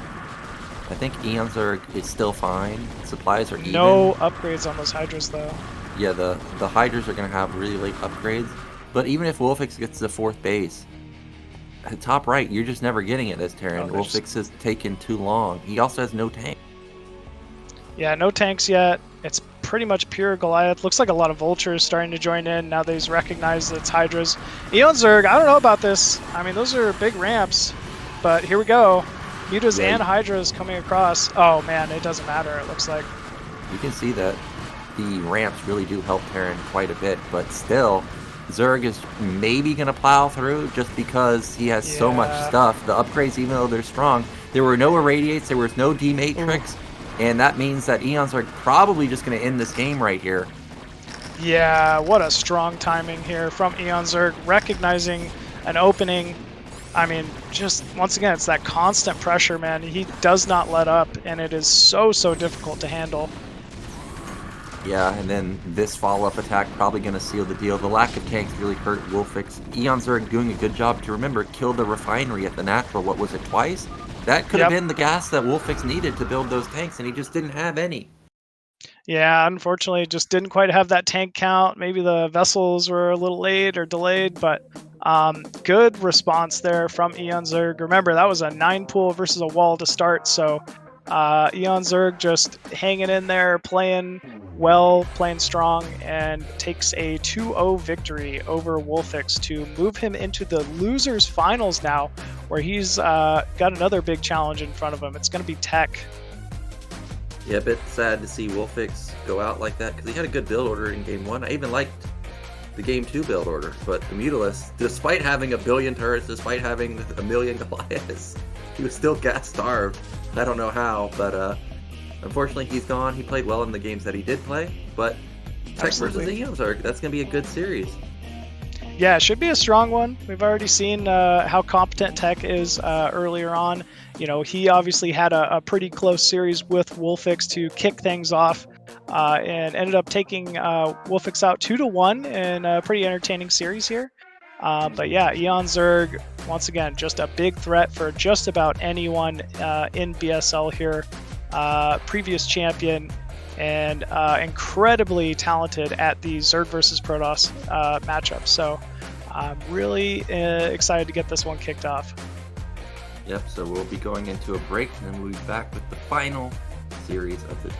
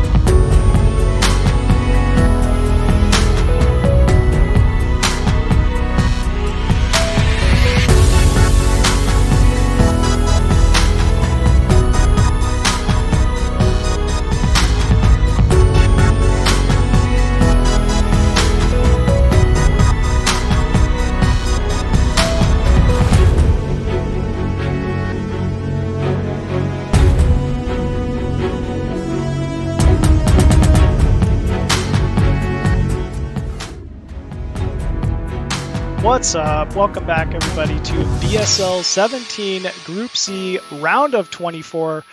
We are finally at the losers finals here for Group C, and it's actually going to be Tech, the Chilean Protoss, facing off against eOnzErG. So yeah, man, I'm very hyped to kind of get this one started here. Dan, what are your thoughts going into this match? Well, eOnzErG, QiaoGege had his number earlier in the series, but I think after his victory versus WolFix, I think he's kind of gotten it together, especially in the last game. So I think eOnzErG's definitely going to pull it back versus Tech, but Tech, he's a strong opponent. I know him specifically as being strong in Protoss versus Terran. Not too sure about his PvZ, though.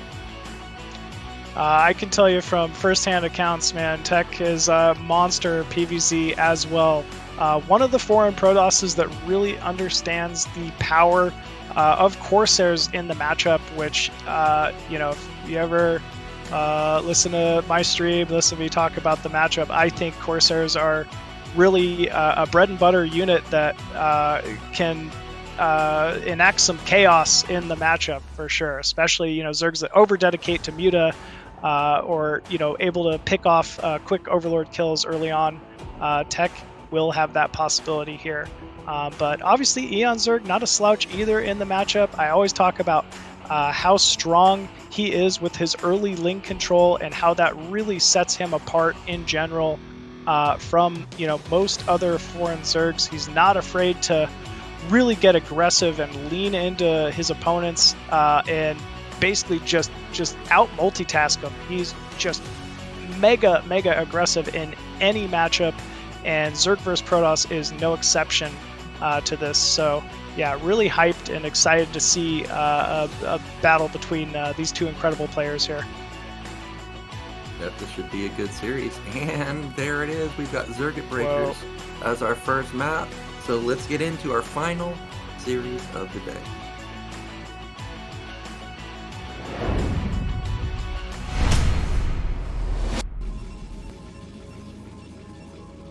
And spawning bottom left as the blue Protoss on Circuit Breakers, it is Tech. Yep, and in the top left, we've got our red Zerg. It is eOnzErG. So close vertical positions. eOnzErG should have, you know, be pretty happy getting an early Overlord scout off onto the natural of Tech here. I want to say this map pretty common for both 9-gate openers as well as Forge expands. So we'll have to see how Tech opts to open here. Okay, well, it seems like we're going to have either Forge expand or Nexus, because this is Pylon Instant Scout. He's going to get unlucky here and not find anything.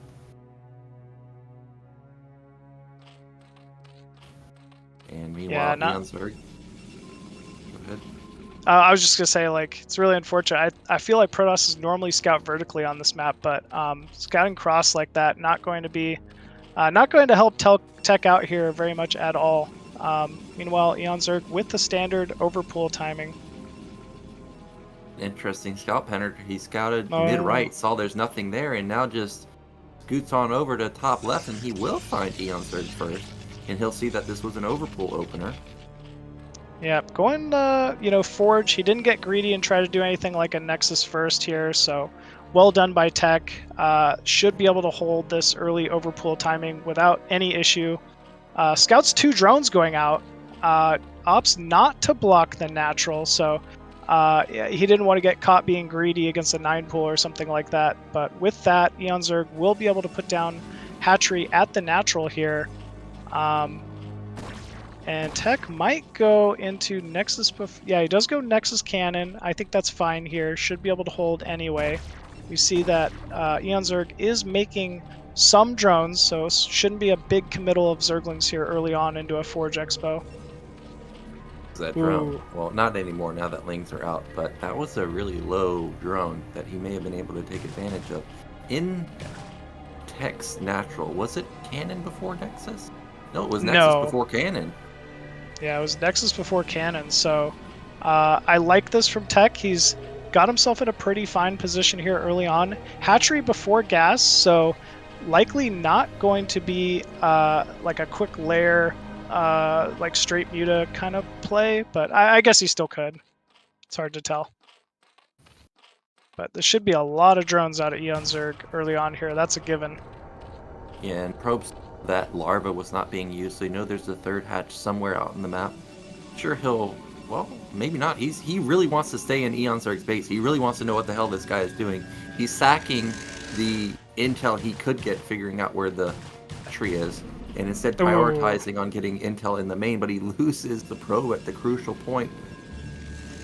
Yeah, eOnzErG very good at denying vision. We've seen it against everybody, even QiaoGege. There it is. He really prioritizes killing that probe.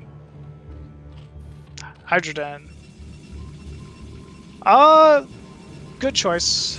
I think, you know, the Protoss natural isn't vertical or whatever, so cannons have a more difficult time trying to hold that early forge, hold that early gateway.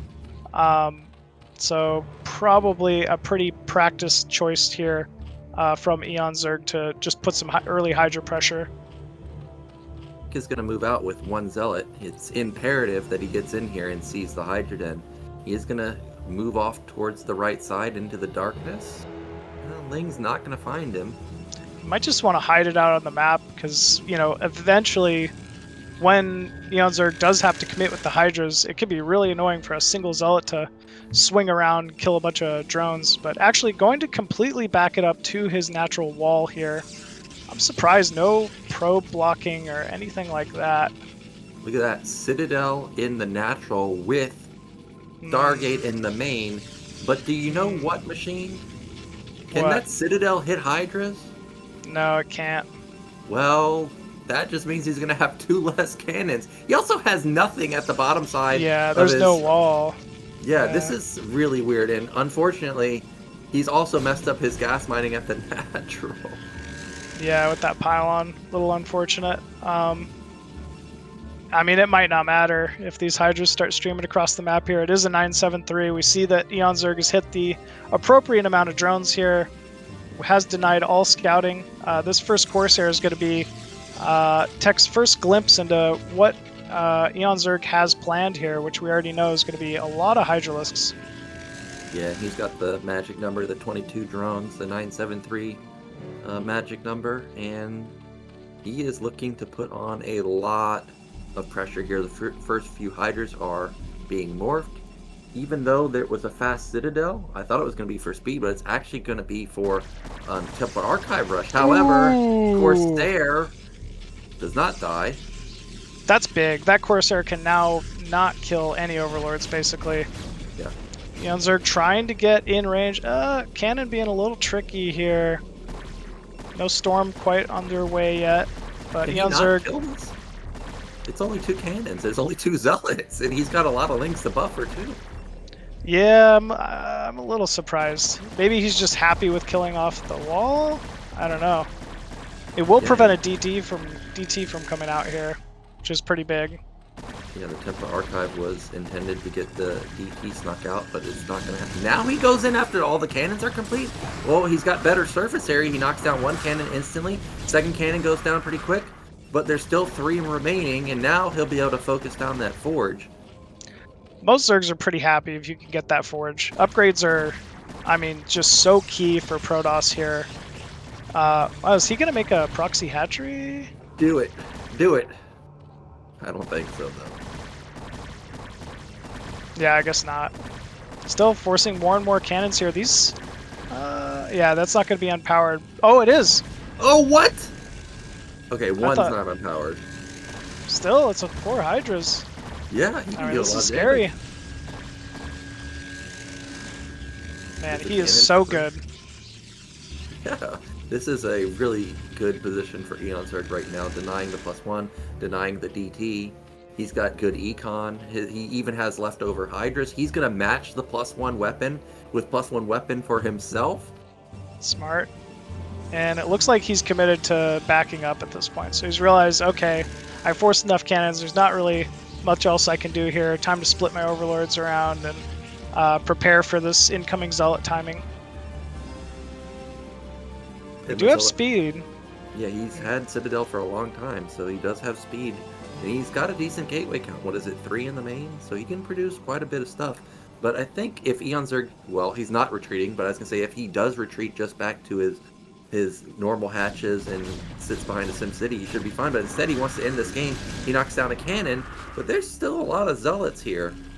Yeah, it doesn't seem like an efficient way to go here. I mean, he kind of has stabilized. There's a good amount of Zealots and cannons at this point, and finally it looks like eOnzErG will back up.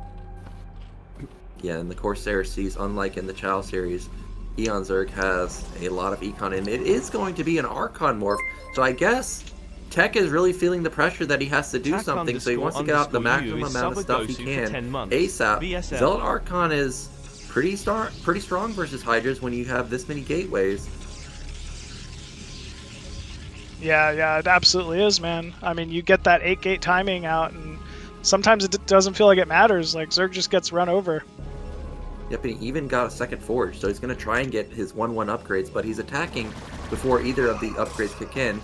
Zealot gets melted, but here comes the real threat, the double Archons moving in with the Zealots. Actually, half the army is split up. If eOnzErG is paying attention, he could take down half the army pretty quickly. I don't know if I like the Archon instead of Storm here, though. Is really my biggest gripe with this. I think Storm is just so much scarier for Hydras to deal with. Yeah. These hatcheries are kind of going to act as a wall here. Yeah, it's going to be so hard to attack into this. Look at how confident eOnzErG is. He doesn't even have a sunken colony. That's how, and he's taking top middle. He's like, dude, you can't bust me. Are you for real? Yeah, he's so good at recognizing that. I mean, just look at how many Hydras this is. This is a huge amount of Hydras, and suddenly I feel like Tech has no business being on the map. Yeah, you need to get the hell off the map. The +1 is going to kick in pretty soon for both sides, but this is just so many Hydras. And now that he's lost this army, can he even take a third base? Like, if he tries to take a third base, I just feel like he's not going to have enough stuff. eOnzErG running to that Overlord, knows there's a DT now out on the map. Lurker down at his own natural. Fourth might be a little vulnerable, but either way, he's preventing Tech from getting any kind of a third anytime soon. Oh, Ooh. That's a way to get back in the game. Sneak in that DT. Looks like eOnzErG was actually looking at that position, so he's not going to take a lot of damage. Actually only loses one drone. So that's great. Yeah, really good news for him. He's got no reason to attack here. There could be Storm finally. He knows there's some units out on the map. It looks like he's going to apply a little bit of pressure here. Zealots and Templars moving towards that mineral only. Oh! Flanking Zealot Archon, but Archon goes down, not before a lot of Hydras were killed off, though. And suddenly, Tech looking a little scary. Yeah, Tech has a lot of stuff, but if you were eOnzErG there, I still don't think you need to be worried because it was like 90% Zealots with just a couple Templars. There's no Dragoons yet, which means your Lurkers are just going to be ridiculous in the trades. But as I say that, there are the Goons. But does he have a Robo? Okay, he did. I saw it at the natural. Observer almost out, but this is going to be a close timing. We see that our Lurkers being sent. Also, no cannons yet at the third. They're starting to go down. And here we go. eOnzErG just steaming in. Yeah, this is a hard thing to hold right here. Zerg coming in through high ground. The Storms were okay, but he loses 2 Templars for that. Yeah, not the trade you're looking for if you're Tech. And eOnzErG, I think feels like he's done it. Diving in here. Ooh, big Storms though. A few more Hydras do fall, but not before these Lurkers are getting some great soaking damage on the remaining Zealots. Oh. Yeah, no cannons still. Died real quick. Tech, if he's going to prevent this contain from happening, he needs to go right now because we see Hydras are streaming across the map for eOnzErG. You got to break it right now, man. You don't really have a lot more time. eOnzErG's going to hit from both sides, actually. Oh, man, This is not the timing now. Yeah, these Lurkers going to get some great damage off. Actually, even Observer being picked off there from eOnzErG, and that should be it. Yeah, GG is called there from Tech, and eOnzErG going to take a pretty solid game number 1 on Circuit Breakers. Yeah, really good build order there with the 973. Droned out of it really well too, and obviously getting those clutch kills onto the Forge and the Gate just completely ruined Tech's build. Like you said, maybe the Templar instead of the Archon would have been a better move, but you know, sometimes you're just in full-on panic mode. I can't fault Tech for that, but the defense from eOnzErG was just too good.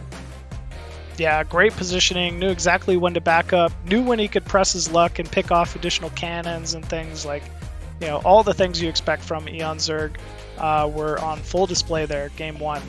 But with that, will be Tech's map choice. eOnzErG going to get to ban a first map, and I gotta say, I don't know if he could have picked a better map for game one, you know, for eOnzErG's style of ZVP. So Tech got to be feeling like the only way he can go is up here. You know, he could pick something like a Polypoid or a Retro or something. He's maybe, you know, got a little more chance to extend the game out, get a third gas, and move from there. But we'll have to wait and see what is chosen here. Yeah, even though Polypoid is standard like Circuit Breakers, at least when you take your third base, you're the one on high ground, right? Even though it's a mineral only, you can at least have the advantage in that sense. And no shocker to see that we got Polypoid as game two. So let's get into game two and see if eOnzErG will close it out.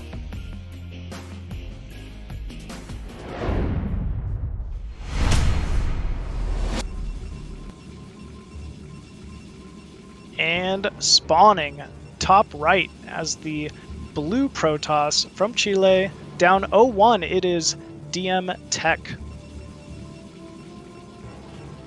And in the bottom right, we've got our red Zerg. It's eOnzErG.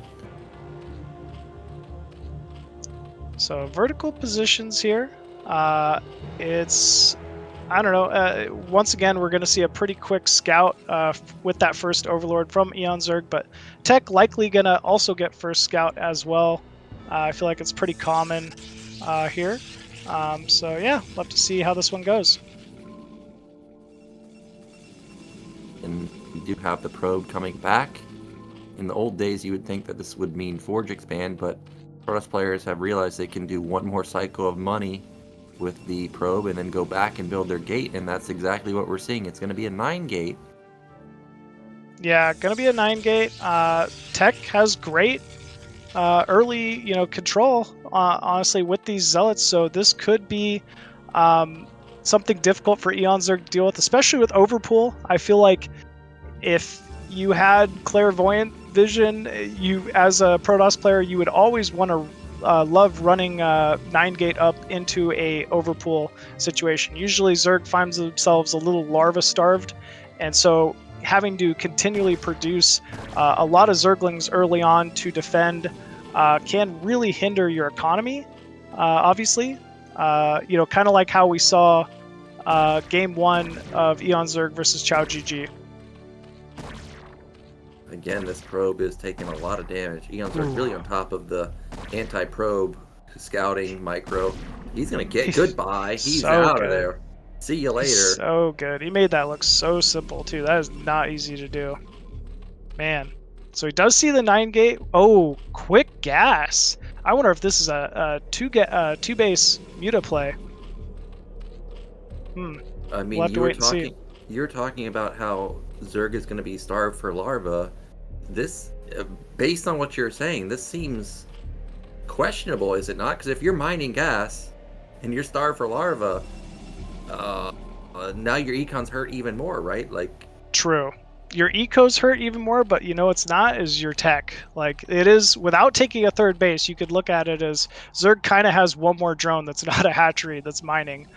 So in a way that evens out, especially if tech really commits to you know, zealots, right? Like the eco or the tech from tech rather will be very delayed, very hindered. So something like a quick 5 mutas can be devastating, but actually we see it's not lair. It's going to be Zergling speed. So eOnzErG looking to get after it here with some quick lings.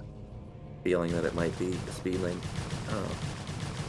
Not maybe, I don't know if it's an all-in or not, but I had a feeling we could have some aggressive play. Tech, he's just playing with fire here, right? Like, there's no forge, there's no... Right. Yeah, this was greedy. If these lings get in, he's in massive trouble, and He might, actually. Yeah. That's a good... There's a pull, but it's only one probe, and that's gone. Okay, this is all falling apart now. Yeah, Zealot counter is going to hit. Eon doesn't have to do anything. He can make a sunken at his natural and just keep pumping lings and live. And he'll kill him with these 4 lings. Yeah. He's going to kill the stuff in the middle with speed lings. Okay, Oh, no, he's wow. just going to run by them. He's just going to kill the natural. He could even get a sunken in his main if he wanted to. Actually, Tech did a good job to clear the units in the main, but the problem is there's still the gap, that gap machine, and that means that the natural is just going to be completely breached. Yep, not even bothering to attack the Zealots. He's just full on run by, man. There's only this gateway, no forge, as you've stated, to try to survive, and it looks like eOnzErG just knows how to get it done here. There's no gate anymore. That means we have no production. There it is, GG. Wow, that ended real fast. Yeah, very, very quick game number 2 there from eOnzErG. Once again, just capitalizing, man. You cannot cut corners against this guy. He will exploit each and every single opening he could find. And yeah, once again, getting it done there with a big 2-0 series against Tech. So eOnzErG will be moving on to the round of 16. Really good play from eOnzErG. You know, I was worried from the opening series where he kind of just got run over by Chow. I was like, wow, this is really not looking like eOnzErG's day, but he recovered well going through WolFix, now going through Tech, and he's looking like the eOnzErG of old where, dude, you can't not build a forge versus him. Are you crazy? So it was no surprise to see me, or for me to see him just kill him with lings. Yeah, you gotta build a forge occasionally. eOnzErG's not the guy to skip anything against. He will exploit it, and we got to see it there, man. He played very, very well with that constant ling control, harass, denial of scouting. He's a masterful Zerg, and I can't wait to see him in the next rounds of BSL17. So well done to eOnzErG, and of course well done from Chow. He speed ran this group. He played extremely well. Obviously beating Snow was no joke because he kind of just crushed through. And that's it, Machine. We're done with Group C already. We've got Group D tomorrow, and that's going to be an exciting group. Oh man, Dragon versus JD Conan, Gosu Dark versus Ultra. What a group, man! Like, I mean, what can we say here? Dragon, incredible North American Protoss, one of the best. Probably has the most fun style of any of the North American Protosses to watch because you know he's taking it late game and he's very confident in his play. JD Conan, another one of the foreign monster Zergs, also not afraid to play late game. Does some pretty interesting plays as well. And then you got, I mean, Gosu Dark. We saw that DT today. You know, Gosu Dark was watching, thinking, how am I going to beat that record tomorrow? And he's going to be facing off against Ultra, very dominant, strong Chilean Terran. So, yeah, man, I think tomorrow's going to be a pretty excellent day for BSL here. Yeah, normally when I look at groups, I think to myself, okay, there's at least one clear favorite. But when I look at this one, it actually feels really even. Like everybody can make it out. Dragon, in years past, I would say like he's the favorite here. But actually, you know, the past few seasons, Gosu Dark always deadly. JD Conan's up and coming. Ultra has gotten really good in the past like 3 seasons or so. And actually, one of the games that Ultra started really showing his skill was versus Dragon. It was one of the BSL maps. Ultra was channeling his inner fantasy, had vulture harassment everywhere. But yeah, this is going to be very exciting. I think out of all the groups, this is by far the closest group. Yeah, absolutely. I could see just any of these exceptional players taking this group. So we'll have to tune in tomorrow and check out and see who ends up coming out on top. Yeah, so of course, before we go, we've got to thank all of our Patreon supporters that make the BSL happen.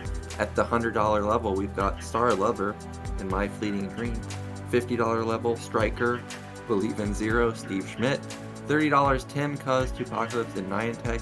And at $20 level, Medino, JC, Steven Robertson, Mr. Cat, Surikata, Boss Bates, Voltina, Bulai, On My Way, Gordon Bradley, KJ, Daniel Lopez, LML, Court, and we have several other Patreon supporters if you want to support the BSL, and if you want to get all the replays from BSL, definitely consider becoming a $10 or above Patreon supporter.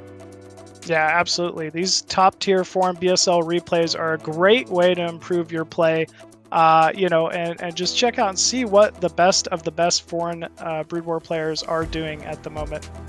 So yeah, thank you to everyone who has donated, and thank you again to Esports Fund as well for assisting the BSL17.